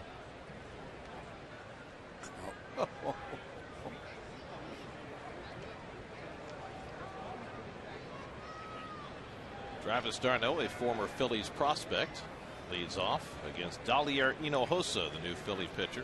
So that's pretty interesting. They let the pitcher Adam Lowen hit, and then they took him out and brought in Hinojosa. He was called up at the end of July, stayed for about a week, then brought back up as a September call-up. 29-year-old Cuban right-hander, and d'Arnaud takes a strike, 1-1. Travis started out in the Phillies organization, got traded for a Cy Young Award winner, going to Toronto for Roy Halladay, and then he got traded to the Mets for another Cy Young Award winner, R.A. Dickey. All worked out good in the end for Travis. And for the Mets. Yes. Got Travis and Syndergaard. Travis, of course, a very big part of the success of this team. Well, we've been waiting for this. Jon Niese is warming up in the Mets bullpen, preparing for his 2nd career relief appearance. First one came in 2011, right before the All-Star break. First hitter up in the 6th is Kobayashi. So there you go. They picked the spot for him. And it looks like he will start that inning. Toward the middle of the diamond, and d'Arnaud has a base hit. So the Mets get their leadoff man on for the 3rd straight inning. Proud father. Just really just a little ground ball up the middle. Breaking ball stays in. He's a good breaking ball hitter, d'Arnaud. When he's on, he keeps his shoulder in. Dad makes Dad happy. Well, that makes the right side of his jersey proud. He spent hours and hours in the stands clapping his hands for his kids. Here's Michael Conforto, 1 for 2 tonight. Gordo drilled a double down the right field line in the second, grounded out in the fourth. I know that my three younger brothers definitely played a big part in me ever playing in the major leagues. I know, Keith, your brother Gary played a part because that competition just keeps you going. You know, you're always trying to better your brother. I think it's better when you play against, when you're growing up, older competition. Yeah. So the younger brother, you think, has an edge because he plays against his brother's friends? And my brother didn't have the killer like I did. I was much more a bad person than him. Yeah, he was really Gary's a really sweet guy. He's a wonderful guy. So Gary would let me, you know, he was bigger than me in basketball. We'd play one-on-one. He'd get ahead. He'd let me come back and just give me a sniff of victory, then he'd win. Played at 20, right? Those pickup games, right, played at 20. Right. He did it all the time. Win by two. Win by two. Fordo hits one out to left center field. Herrera on to the edge of the warning track to get it. One out. You guys ever tussle in those one-on-one games? No, but I used to get really hot. He was like Oscar Robertson. He was like the first 6'5" guard. I was like Al Greer at 6'1". And he just back in down low and do the jump shot. I couldn't get in his face. He was taller than me. What's the age difference? Two. See, for me and my brothers, because there was three younger ones, I would play all three. So all three were against me. And if my littlest brother, Charlie, when he was too little to play and he was still in a crib, we'd put a crib in the goal. So then you had to hit the 5-hole to score a goal. And you couldn't hit the crib because then you'd wake him up from his nap. I'll tell you, the things we used to do, just crazy.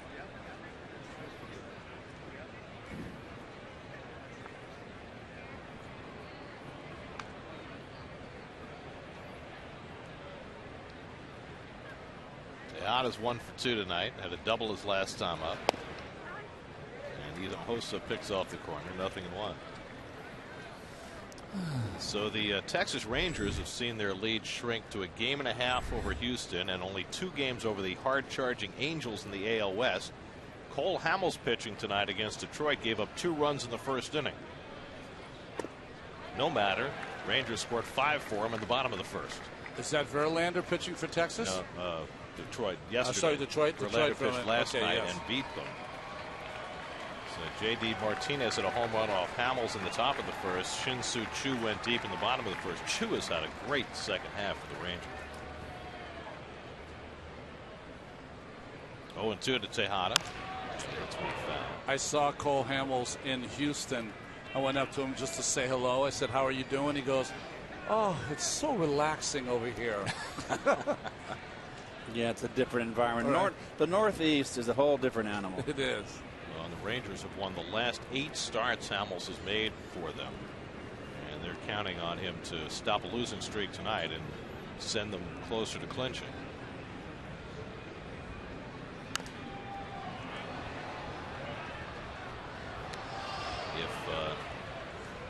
If Yoenis Cespedes has been the most important offensive addition for any team at the trading deadline, it's a pretty good battle between David Price and Cole Hamels as to who the best pitching acquisition has been. It's going to be quite a race coming down. I think the 2 pitchers in the American League who are fighting for the Cy Young, and there's a few guys who have 18 wins, but both these guys, David Price and Dallas Keuchel, are the 2 that are going for it. Keuchel probably had a huge edge in that department a month and a half ago, but Price has been so important in the Blue Jays taking over that AL East. Well, Keuchel had a big start in Texas and gave up a 9 spot. So that's where he kind of lost some of his edge.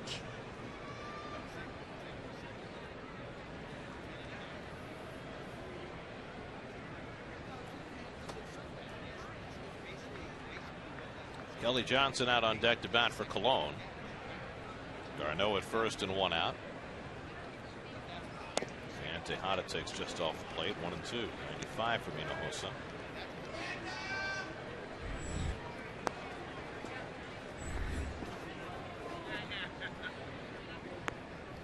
This kid throws pretty good for the Phillies. Last time the Mets came in here, the Phillies had to go to the bullpen early and often, and the bullpen struggled. Tejada hits one out to right, and right there waiting for it is Bogusevic, and he drops the ball. D'Arnaud goes diving into second base. Did he lose it in the lights? Yes, he did.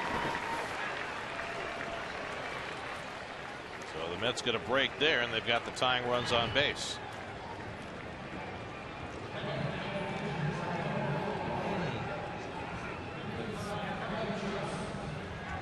Looks like he's got a beat on it. I don't know. Might have been a big clank. So they're going to charge an error on Bogusevic for dropping the line drive. And the Mets have the tying runs on base for Kelly Johnson. Kelly, who got his baptism at shortstop on Sunday. First ever game in the big leagues at the position.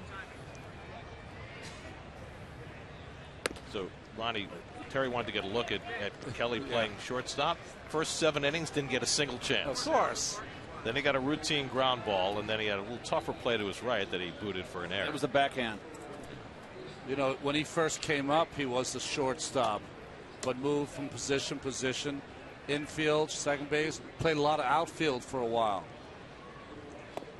What happens for a lot of these shortstops, they grow up playing that position, and then they kind of grow out of the position. They get a little too big.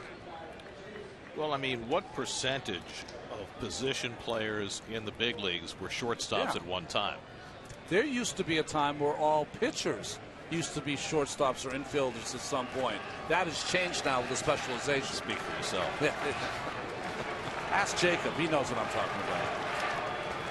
Well, the position has kind of changed as the Let's Go Mets chant gets going here. I mean, Ernie Banks was the first real big shortstop. Well, obviously A-Rod. Cal Ripken. 2-0 to Kelly. And low and inside, 3-0.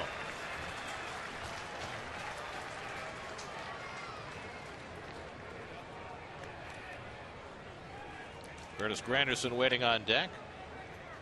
That's only run tonight came on a Lucas Duda solo home run in the 4th. Now a chance to do some damage after the dropped line drive. And Johnson swinging 3-0, pulls it foul.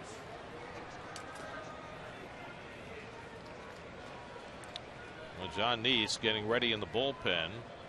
How does he know how much to throw to get himself ready? Well, this is an easier one because he's going to start a clean inning. So I think he really should just try to warm up like he would for a normal start. Shouldn't be any different. It's going to be when he has to pitch back to back and when he has to get up very quickly for a left-hander. And there's ball 4, and Johnson draws a walk to load the bases. So a single, an error, and a walk fill the bases for Granderson. And the pitching coach Bob McClure will go out for a conversation with Hinojosa.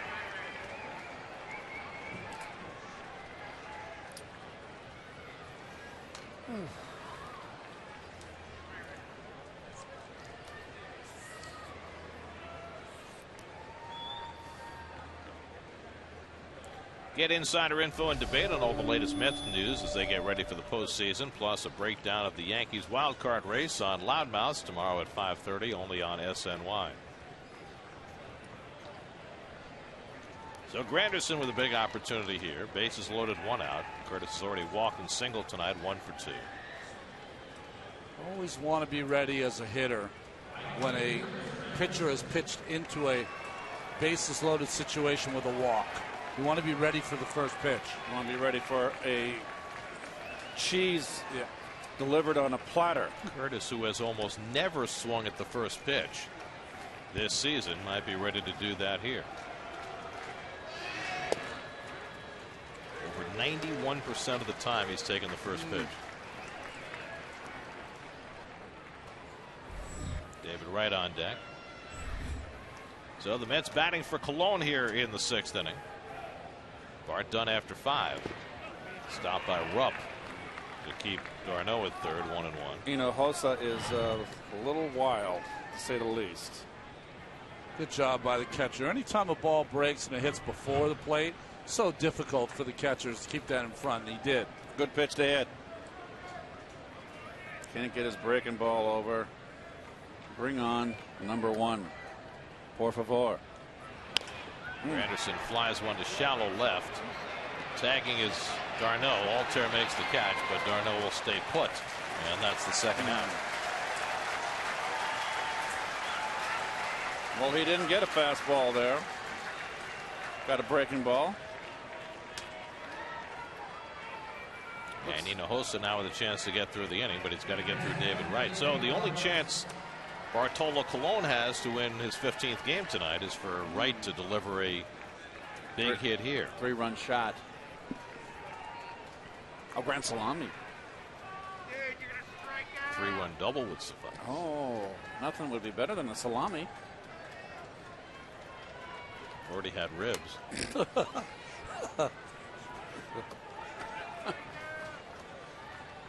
Playing David to the opposite field in the outfield.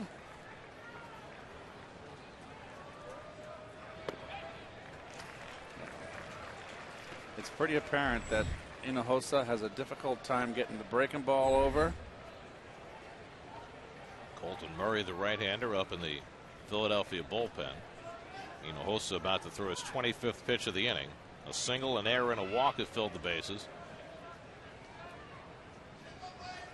And David flies one out to shallow right center. Bogusevic has a beat on this one, and this time able to squeeze it to retire the side. Mets leave him loaded in the 6th. No win for Colon tonight. Now Niese coming on in relief.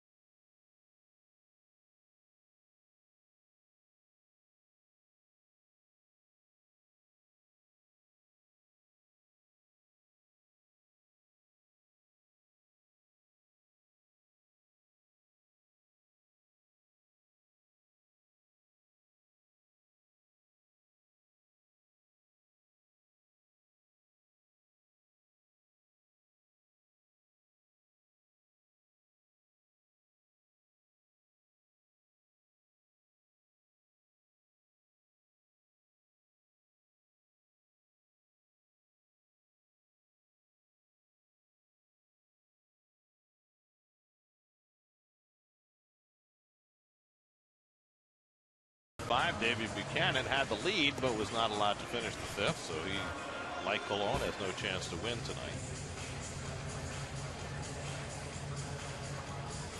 Well, after 177 starts and only 1 relief appearance, Jon Niese makes his 2nd career relief appearance tonight. Well, those are his numbers from this year, and he's coming off, you talking about 9 days ago against the Atlanta Braves, shutout baseball. Probably maybe it's one of his best starts of the season. John's only career relief outing came in 2011, right before the All-Star break. Mets were in San Francisco, and he gave up a couple of hits in a third of an inning. John says that one doesn't count because he really wasn't ready for it, didn't know how to prepare. This is something he's asked for now. Yeah. He wants to be part of the postseason roster, and he knows that the only way he can be on the postseason roster is to pitch in relief. So here he is facing Cody Ashe. And he misses outside with a first pitch cutter. Well, he's been here all year, and it would be, I just really think, an injustice if he was bumped off the roster. So he's been a part of this winning team. This could be a real good thing for John if he takes it that way, because he's going to have a little more zip on his fastball. He'll be able to snap that breaking ball off a little more because he's only going to be in there for 3, 4, 5 outs, maybe tops.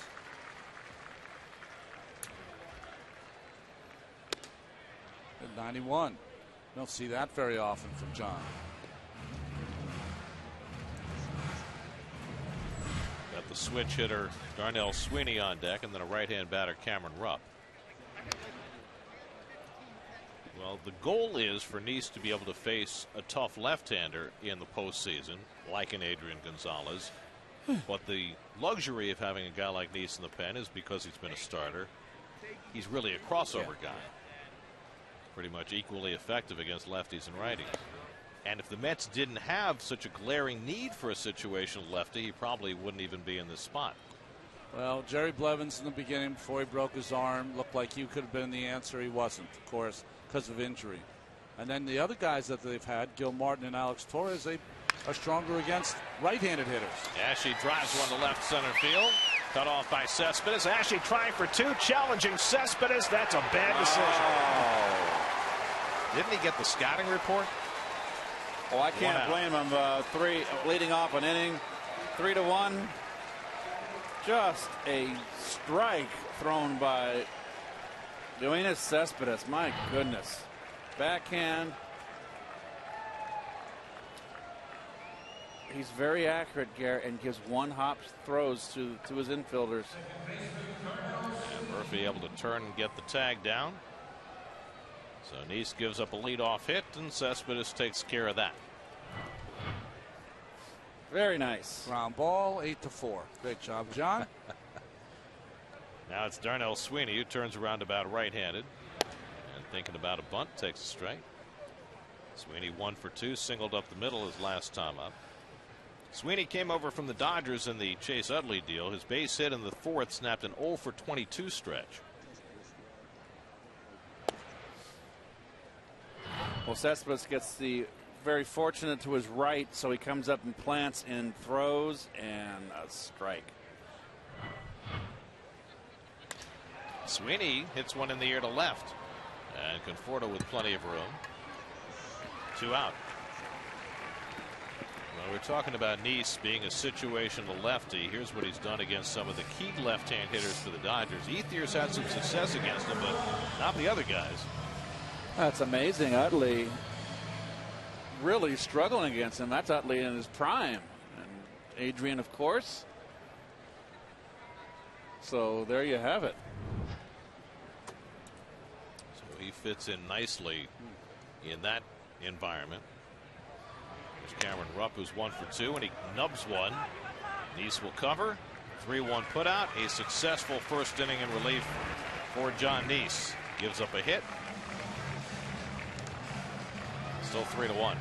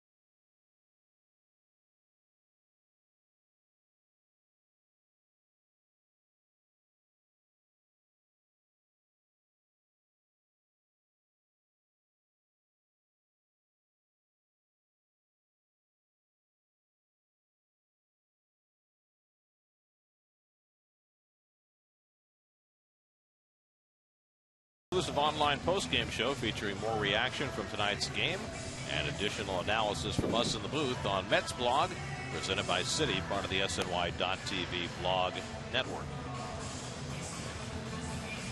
Got the Schuylkill? Schuylkill. There are two rivers here, the Schuylkill and the Delaware. Yes. The Delaware is the bigger one. Yes. We always say one the that Schuylkill. separates Pennsylvania from New Jersey. We always say the Schuylkill because it's more fun to say. Schuylkill, and wait, can you spell it? That is a S-C-H-U-Y-K. You got the L before the K. Schuylkill. That's right. K-Y-L? I don't know. You got schooled on Schuylkill. It's German, obviously, isn't it? It's harder than Yastrzemski. That's right.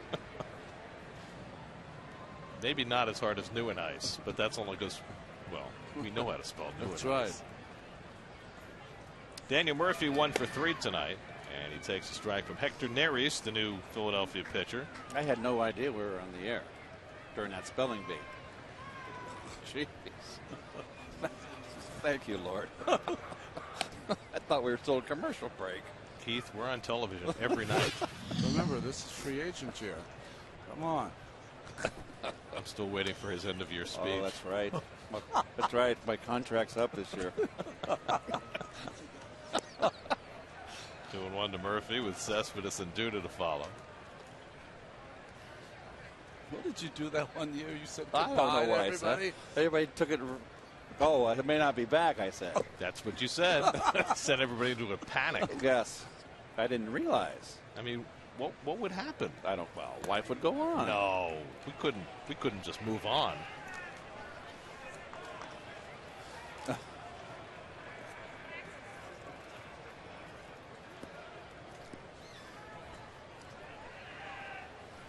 Mets have already left 10 runners on base tonight through the first 6 innings. Murphy dribbles one, and Neris able to pick it up, and that's the first down. All right, Gary, it's Stump Gary night again. Oh, the last one of the year. Is it? No, For last Verizon, week. Stump Gary. Against which two pitchers did Angel Pagan hit his 2 inside the park home runs as a Met? One of them came against Pedro Martinez, didn't it? That was Okay. when Pedro was pitching for the Phillies. And the other one came at Citi Field, and it stuck in, Right. at the bottom of the wall. Shane Victorino pointed, said it should be a ground rule double. Angel kept running. Was that the one against Pedro? I don't know. I'm not sure. Did he hit them both against the Phillies? I don't think. Well, maybe he did. Well, you chew on it for a while. Well, since we're playing the Phillies, sounds right. Cespedes 0 for 3 tonight. And he takes a slider outside from Neris. I remember that one only because it was Pedro, but I have no idea who the other one was. Neither do I. You know, Ronnie? I don't. They have to settle for half a point tonight. It's a shame on the last one of the year. Now, if we were doing postseason games. I remember the home run that was exactly. I know the home run that was the significance of is one in Citi Field. It was the only home run, asterisk, that it was hit to the opposite field by a left-handed hitter. Right, because when we had the Great Wall of Flushing, That's right. nobody could clear it in that direction. So Cespedes pops one up, and Ruff should have plenty of room. 2 out. I know that the last Met inside the park home run came against the Phillies. Ruben Tejada, Dominic Brown flipping over the sidewall, suffering concussion, which has ended his season. Yep. Duda's provided the Mets' only run tonight. A leadoff home run in the 4th. Will back in the shrubbery in center field. His 26th of the year and his 4th in his last 3 games.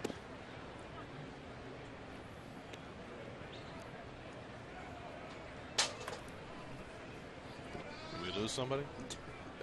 What happened? Everybody okay? Probably one of these crazy signs. They're always blowing over. Something happened.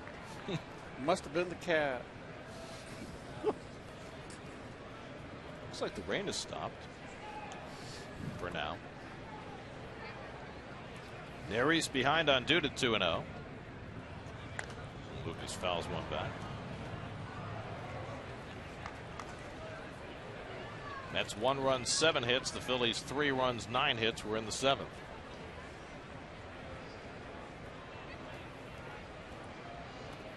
It's like Cole Hamels is not having his best night. No. It's now Texas 6, Detroit 4 in the 2nd inning.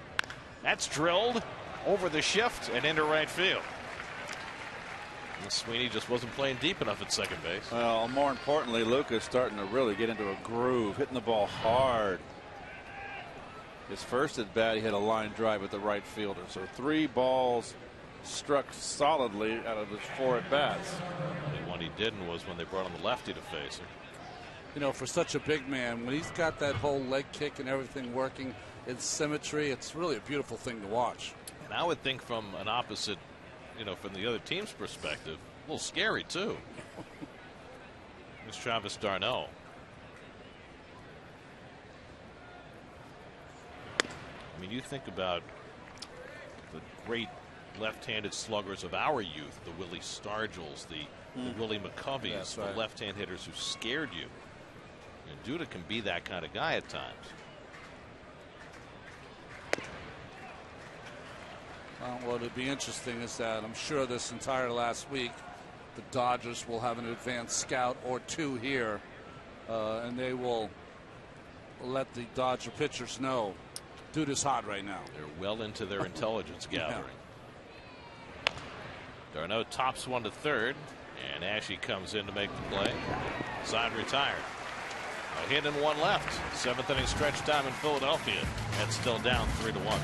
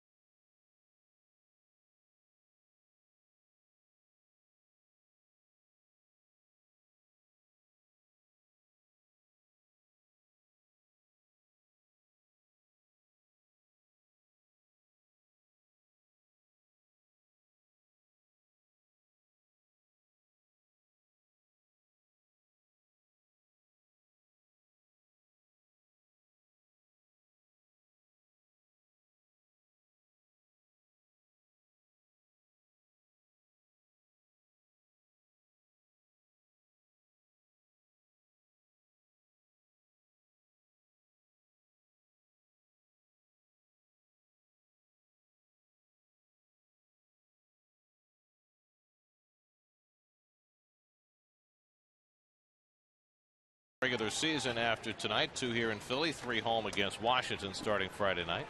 I want tomorrow to have the upper level there wiped out. I want the lower level up top and then blank dates. Leading up to a week from Friday. Yes. So you're producing now too? Well, I made my request. It should say NLDS in that. Friday night. Friday, October 5th. Well, look, Chase d'Arnaud is out on deck. Ready to meet his brother Travis at home plate as Bogusevic grounds one slowly. Murph on the charge and a nice play for the first out. And now it'll be d'Arnaud v. d'Arnaud for the first time in the major leagues. Well, there's a big d'Arnaud smile. I can't imagine if that was my brother coming up to the plate. in the same situation. I couldn't imagine. Yeah, it would almost make you emotional, wouldn't it? Yeah. You can only imagine how their dad feels sitting in the stands. Steve talked to him earlier tonight. If you're like Chase, you're like, come on, Travis, give me something to hit. At least first pitch. And Jon Niese starts him with a backdoor cutter for a strike. No favors being done there. Did you ever get in fights with your brother? Oh, all big the one. time. Still do. Nope.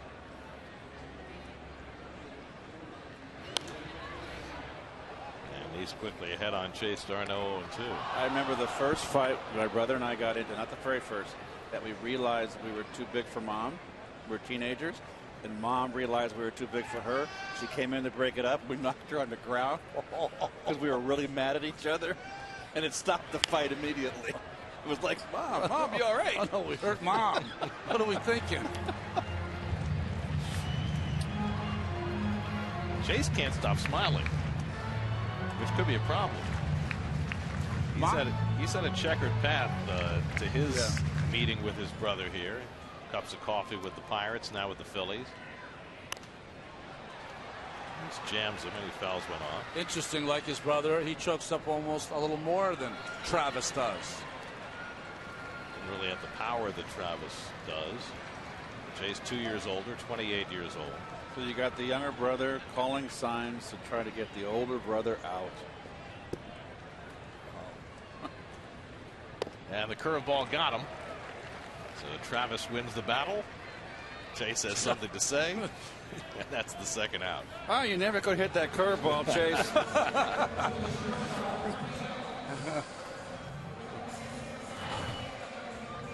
Big bender.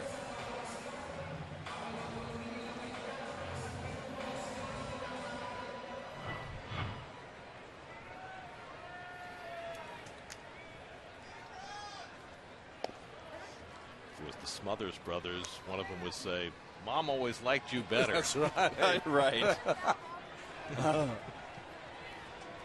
Galvis is 0 for 3 tonight. The difference in my family, Keith, is I was the oldest, but my youngest brother, Eddie, was the big kid. I'm talking about 6 feet tall. Really? When he was 13 years old, that kind of big. So you had to be careful. You could push him to an edge, but you knew you couldn't hurt him, because if he decided to get back at you, you're in trouble. Galvis takes one the other way for his first base hit of the night, and the second one given up by Niese. I would figure John would get one more batter here with the left-hand hitter coming up. Good hitting right there, going the other way. Galvis has been as impressive as any Philly against the Mets this year.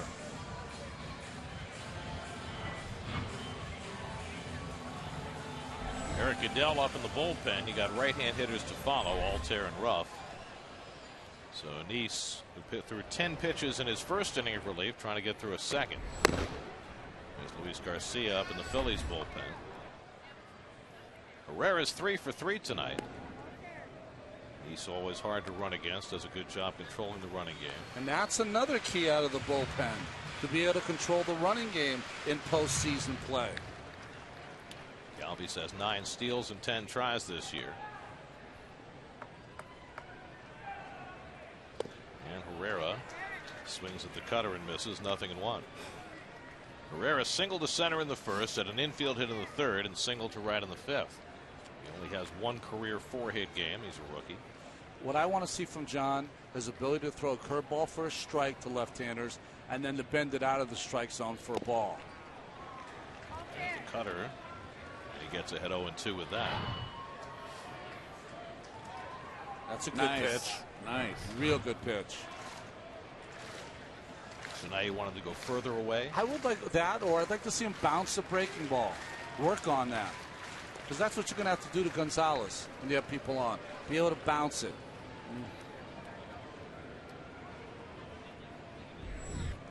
I'm talking about when you head by 2 strikes. You need a strikeout, that kind of situation.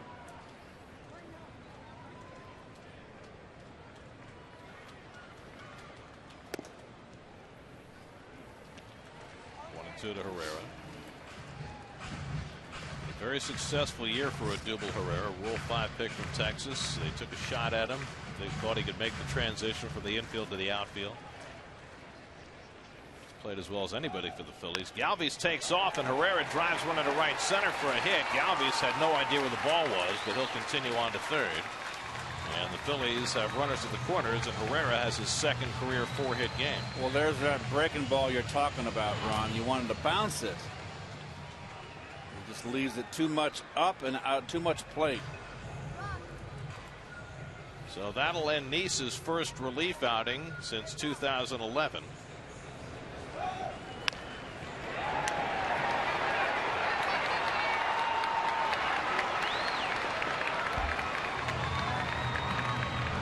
Jon Niese goes an inning and 2/3 in his maiden voyage out of the bullpen. Call to the bullpen brought to you by Empire City Casino. We'll be right back to Philadelphia.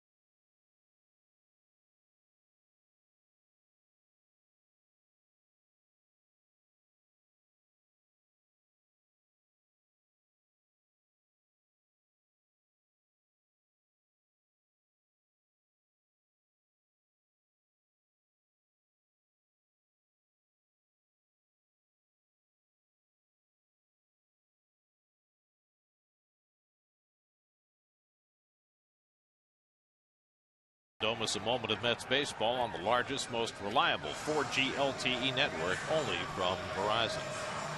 Eric Adell will try and get the final out in the 7th. Gary, you were saying on Sunday he pitched a perfect inning in the 7th. 32 games, of course, interrupted with some arm issues.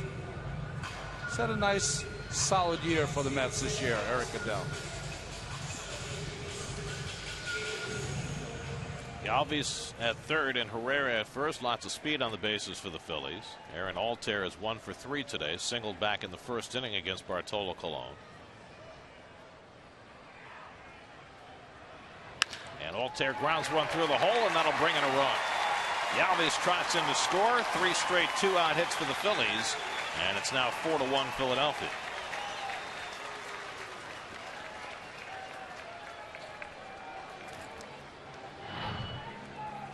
Tries to get ahead with the fastball, and Altair on it. I always felt when a reliever comes in cold, even the veteran relievers that do it for a living quite well, I always felt I'm ready for a first pitch because the men are on base and they don't let them get ahead of you. So now Darren Ruff, who had a 3-run homer back in the first inning, bats again with 2 men on. So, Ronnie, how would you assess what you saw from Jon Niese tonight? You know, he faced 3 left-handed batters, gave up 2 hits out of the 3 at-bats. So I'd say, you know, not great. I think the breaking ball that was hit by Herrera has got to be sharper, and when he's ahead in the dirt. But I think you and I were talking about it before. It'll be interesting to see if he can come back tomorrow to get 1 out. to get an Ashe or to get someone so he can do it back-to-back days. That'll really measure if Jon can come out of the bullpen and be effective. And I think under other circumstances, they might have waited to pitch him back-to-back days. But with all the rain in the forecast Thursday, Friday, Saturday, it might be the only chance they have. I think you got to do it whenever you can. 1-1 to Ruff. I'm sure he's going to play, but I would like to see Jon face Bryce Harper a couple of times in that situation. That would be very important to see.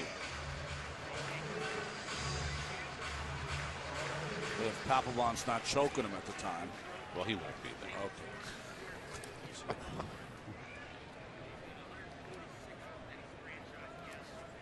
Okay. 2-1 to Ruff. There's the good splitter by Goodell, and it's 2-2.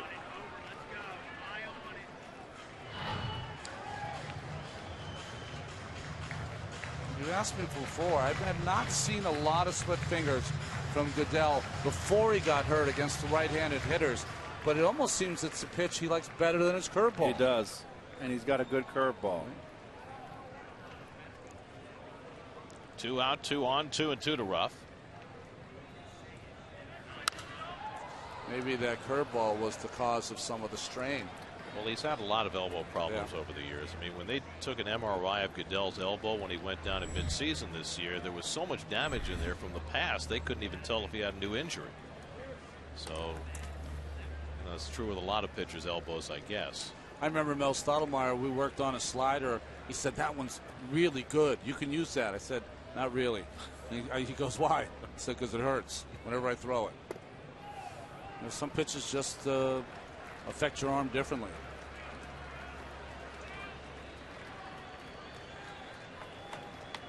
Eric O'Flaherty's up in the bullpen. Left-hand hitter Cody Ashe on deck.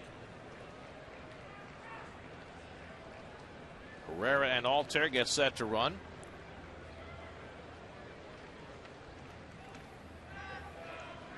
And Ruff swings and misses at the splitter, and Goodell gets through the inning.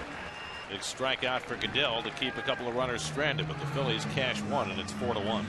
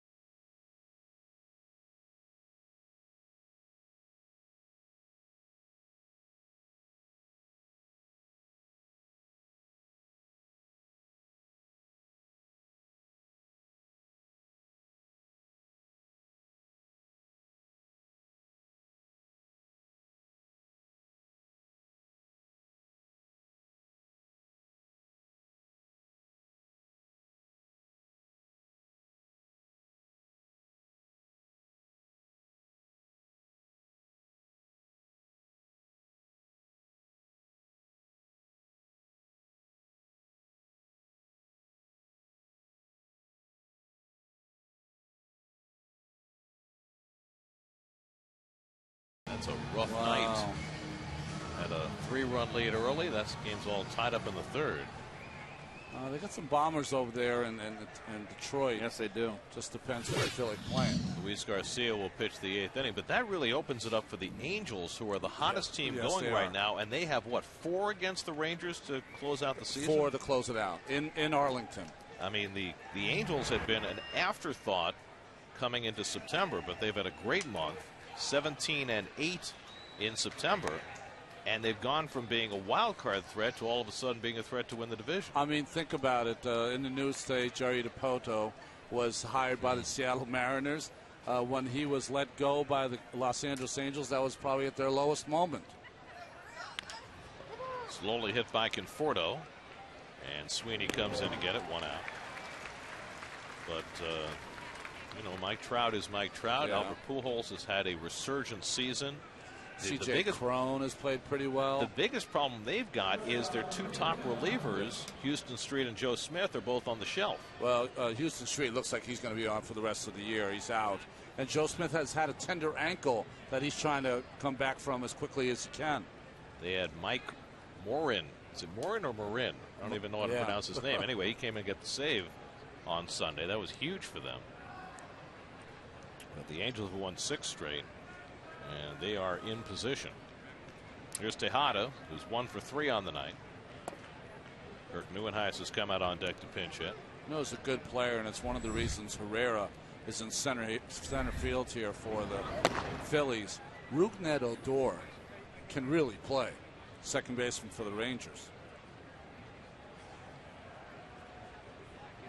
Saw Carlos Torres up in the bullpen. That's a good sign. It's been more than a week. Yes, it is. Since Torres last pitched, coming back from the calf injury. Very good sign. Pitching that Sunday night game against the Yankees.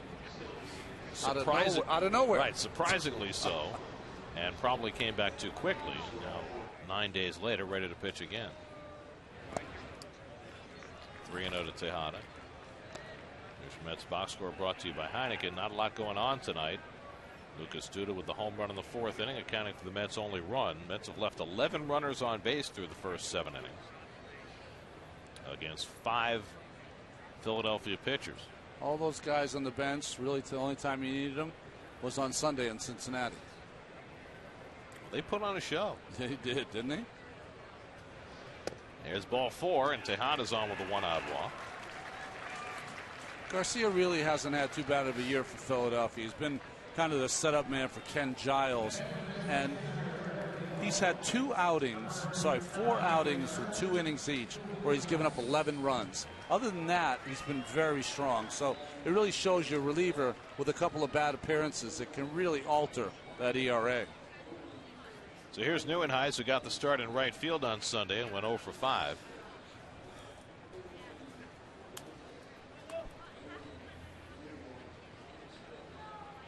Neuenhuis trying to get aboard for Granderson, get him to the plate as the tying run here in the 8th.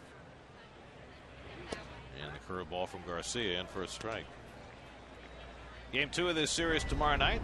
Probably be Logan Verrett starting for the Mets tomorrow night. And Alec Asher will be on the mound for the Phils. Coverage begins at 6 o'clock tomorrow on SNY.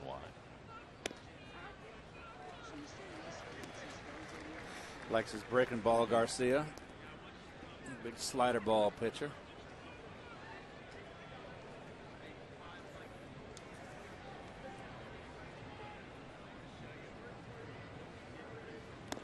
And Neuenhuis goes down on 3 pitches for the 2nd out.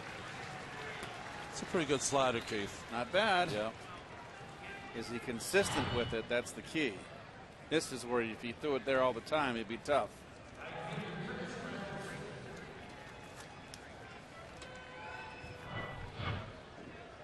So 2 out. Now Granderson bats with a runner at first. Curtis 1 for 3 and a walk tonight. The walk was his 91st of the year. 5th in the National League in walks. 4th in the league in runs scored with 96. So he's got a chance for a 100-run season this year. Curtis reminds me when I see him in the clubhouse, reminds me a little of Jose Reyes, where you don't think he's a very tall player. You think they're shortish kind of players. Then you see him in person. They're not. Every bit of 6'1" or more. You know, getting to 100 runs is always a great feat for a player. Cespedes has already done it this year. Maybe not as great for Granderson. He had a year when he scored 136. That's right. Batting in the second hole for the Yankees. That year in 2011, 136 runs scored and 119 driven in. Led the league in RBIs that year. 41 bombs. Yep.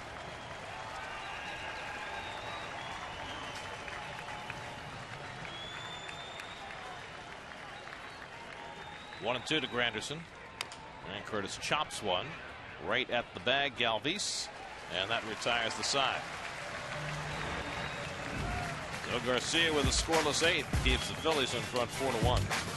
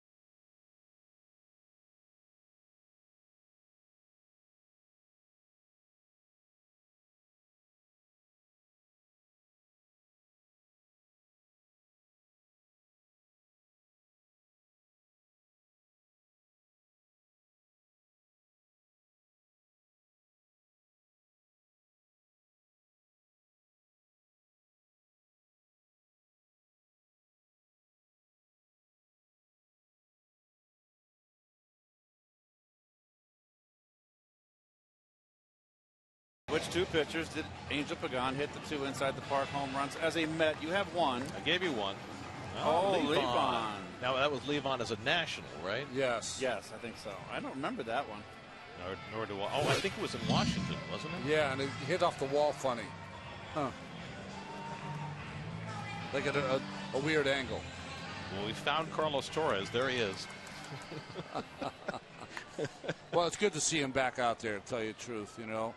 He's a guy that played a big part in this team last year. This year has been a little more difficult year for him. But he's a gamer. Cody Ashe leading off in the home 8th. Ashe 1 for 3 at a base hit against Jon Niese in the 6th, but Cespedes threw him out trying to stretch. Phillies have a dozen hits tonight, the first 8 against Bartolo Colon. And that foul tip is held, and it's 1-1. So you knew Colon was going for his 15th win tonight. He also now has a chance to suffer his 13th loss, and he lost 13 last year. There's only been one Met pitcher in the last 2 decades to have back-to-back 13-loss seasons, and that was Tom Glavine, who did it 3 years in a row, his first 3 years as a Met. Oh, really? Yeah. Of course, the Mets weren't a very good team then, 2003 through 2005. Still a Hall of Famer. You didn't think he'd be on that list. Darnell Sweeney on deck, and then Cameron Rupp.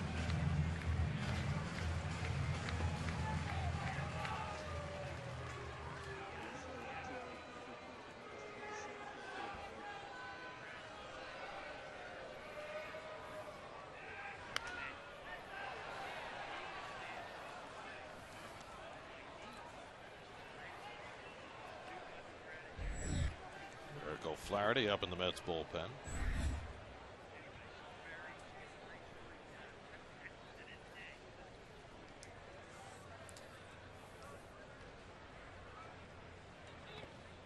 And Curveball misses from Torres, 2-2.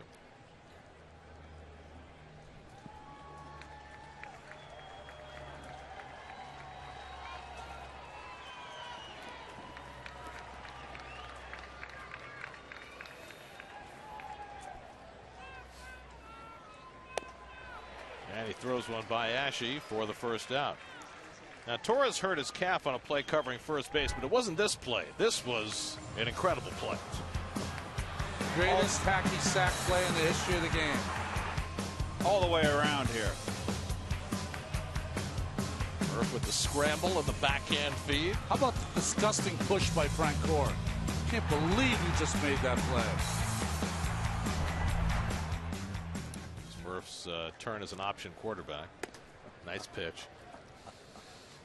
We got to get a tape of Murph. It's just so many things have happened. Oh, a compilation? No, yeah. No, we don't have. Come on. Let me go to Florida first. You guys go ahead and do it. Pop up off the bat of Sweeney. Tejada over the shoulder. Conforto diving, and he makes the catch. Conforto coming out of nowhere to catch that pop up before it hit the grass. Beautiful play by Michael Conforto for the second out. Very nice. He had a little snow cone. Little juggling act. Very nicely done. Wanted to come out. No, he said, okay, very well done. Ball played around the world in his glove. Conforto had a little bit of a tough time on that getaway day Sunday in Cincinnati in the field. But that was the game after. Cannot judge a person's play the day after a clinch. He was the only regular in the lineup that day. Yeah, you cannot judge. We don't know what, but he had a tough day in left field. So he gets a mulligan. Yeah, exactly. He's played great left field, terrific left field since he's been called up. Rupp is 1 for 3 tonight, had an infield hit back in the second. Well, Terry Collins said he's going to continue to be platooned this year, including in the postseason. Terry says he has no plans to start him against the lefty. He's going to start Kadire in all probability against the left-handers, or he could start Lagares, either one. But Conforto's a guy who's starting next year is going to be in there every day. He's an everyday player. You sit him down occasionally against the real unbelievable lefty, maybe like a Kershaw or someone like that. But well, yes, but because when he's young, but when if he becomes what we think he's going to become, then he plays every day. Yeah, you're right. The problem is in the series against the Dodgers, that may mean he starts 1 game out of 5. So the Dodgers could have a lefty on the mound in 4 of the 5 games. That's not good. And Kershaw's going to start 1 of the first 2, and if you had a choice between Greinke and Kershaw in Game 5, I don't know if you're Don Mattingly which way you go, but it certainly could be Kershaw again. And then you got Anderson and Wood in between. Well, every team in baseball saw 2 things last year. They saw a bullpen of Kansas City that got them to the 7th game of the World Series.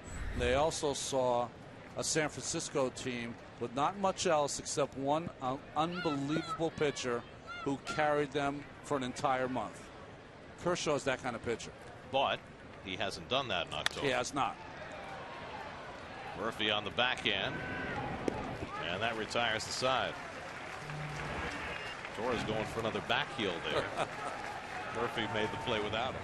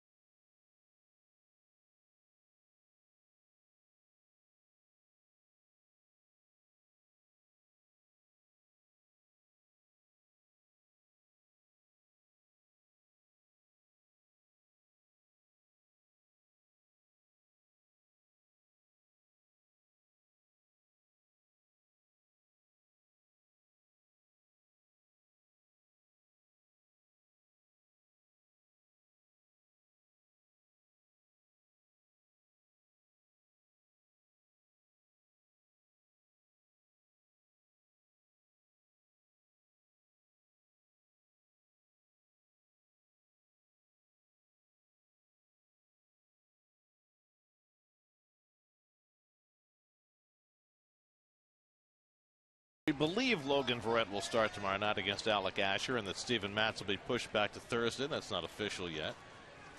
Deco Sports Night after the post game, and Carlin had barbecue too. They had brisket, we had ribs. You boys ever get the meat sweats? No, not yet. David Wright leads off the 9th inning against the Philly closer Ken Giles.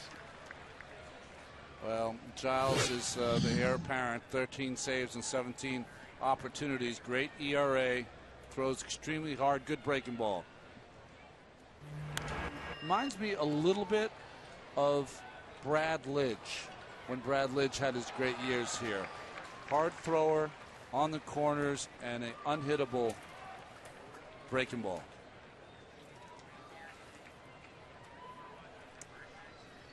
David's 1 for 3 and a walk tonight.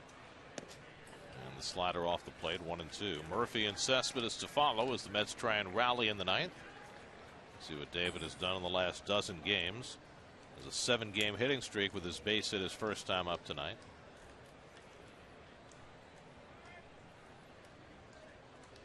And Giles keeps feeding him sliders, and it's 2-2. Again, Giles just 25 years old. Just turned 25 last week. Took over the closer's job when Jonathan Papelbon was traded to the Nationals.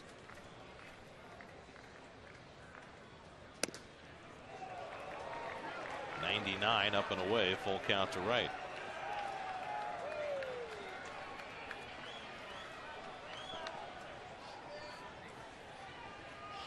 He's going to throw a slider. You watch. Tonto. And the fastball away, ball 4, and Wright's on with a leadoff walk. With a 3-run lead, you just can't do that. No, you cannot. Did. For more on Ken Giles, let's check in with Steve Gelb. Steve? Gary, Ken Giles has the letters RM written on his gloves. It's a tribute to his best friend, Roman Montano, who at 22 years old 3 years ago overdosed from heroin, overdosed on heroin. A really, really sad story. In high school, Montano was actually a better prospect than Giles. His senior year got into a little bit of trouble, though. Ended up being kicked off the baseball team. And when that happened, his life kind of fell apart a little bit as Murphy fouls that one off of his foot. He turned to prescription meds to ease the pain, something that had helped Montano numb the pain his junior year when he had a foot injury. The painkiller addiction ultimately led to his heroin addiction, which ultimately led to his untimely death. And there was actually an article written in Sports Illustrated recently about this growing epidemic of youth sports where kids turn to painkillers for sore muscles, ultimately leading to a heroin addiction. And Ken Giles now, he really takes it upon himself to pass along that story to anyone who will listen and to implore parents of youth athletes to not give them pain meds if they just have sore muscles. They have to fight through those things. We apologize for the auto difficulties, but that is a terrific message, and all credit to Giles for carrying on the legacy of his friend as Murph has to move his chin out of the way of a 98-mile-an-hour fastball. 1-1. Remember, Murphy was part of that deal here with Larry Boa when he was at first base. Boa yelling and screaming at Murphy. Little up and in pitch there from Giles. Chippy series that was here. Felt that Murph had celebrated a little bit, and that came up in the whole Hansel Robles quick pitch incident. And Murph hits a slow ground ball. Galvis gets the force at second. The relay not in time. And that's the first out.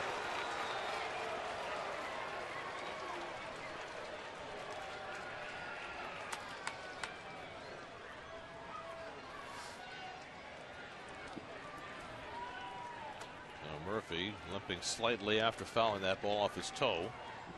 He's at first with 1 out. Now Cespedes is 0 for 4 tonight.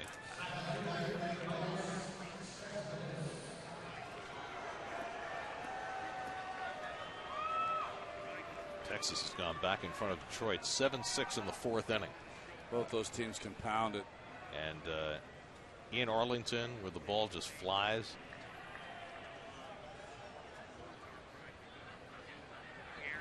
That is just an enormous game for the Rangers to try and get themselves righted and stem the tide of the hard-charging Angels.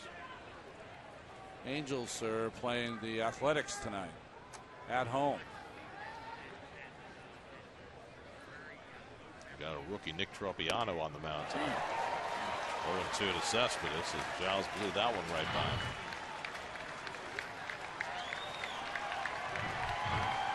That's some serious gas.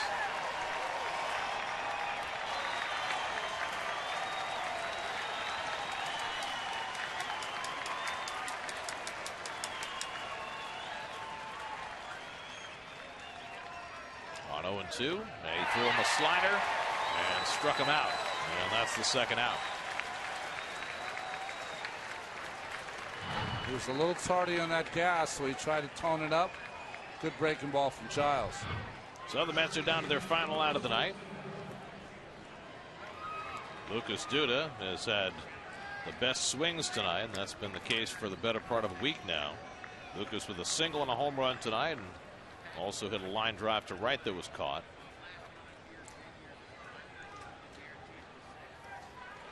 And the Phillies are comforted to know that Lucas cannot tie this game with one swing. Just trying to get it to d'Arnaud. Murph's going to take second base, Gary. Defensive indifference.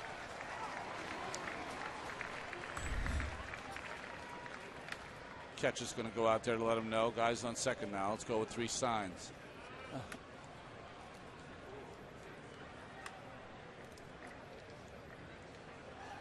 It's interesting. When I played, every reliever had their own signs with the catcher. You never had to have a discussion. Like, you know, one guy would have the first sign, one would have sign after 2, one would have the second sign. But now they always have to have a discussion. Well, there's a fastball for a strike, and now the Mets are down to their last strike.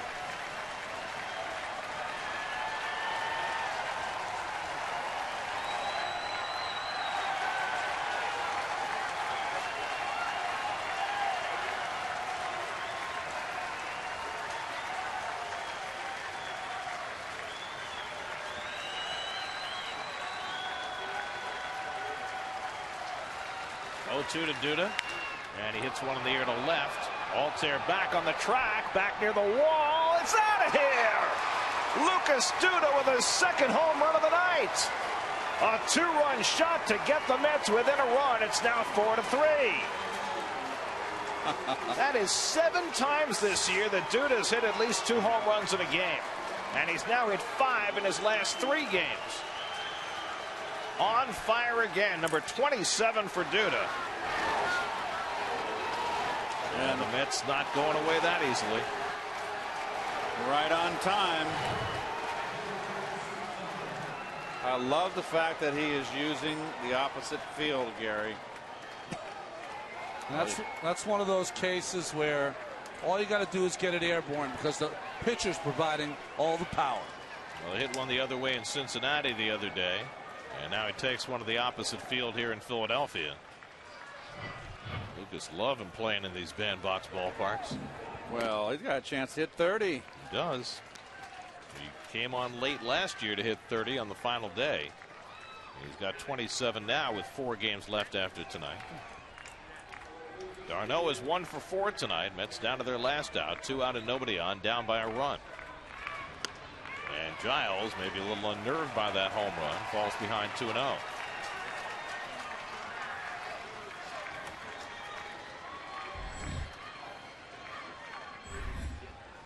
That is only the 2nd home run Ken Giles has allowed this year in 67 innings of work. Maybe that is why he's unnerved.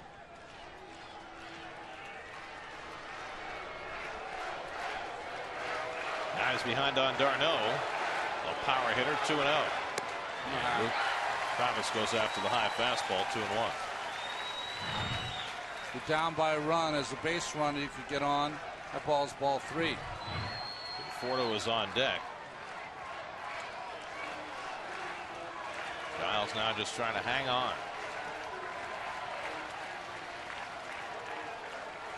And now he's even on d'Arnaud. 2-2. A little bit of a loop in Travis's swing. Under it. So again, the Mets are down to their final strike.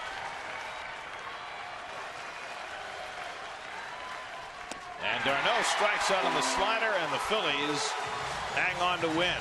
Despite 2 Lucas Duda home runs, the Mets' 11-game road winning streak comes to an end as Giles hangs on, and the Phillies defeat the Mets 4-3. Well, it was a game of home runs. Colon gave up a 3-run shot to Darren Ruff, his 11th in the first. Phillies added on in the run in the 7th. That was the difference. But also a good sign for the Mets in this losing effort was Duda's performance, obviously. 3 for 5, 2 home runs, 3 RBIs. Really turning it on this final weeks of the season. Well, Bartolo Colon now with his 13th loss today's game. We got to see Jon Niese pitch out of the bullpen, but too much Phillies tonight for the Mets. Only the 3rd win for the Phillies in 17 meetings with the Mets this season, as they take the opener of this 3-game series 4-3. There's the Verizon game summary. Adam Lowen got 1 big out in the 5th inning after David Buchanan was pulled with the lead, so he gets credit for the win. Giles' 14th save despite giving up 2 runs in the 9th.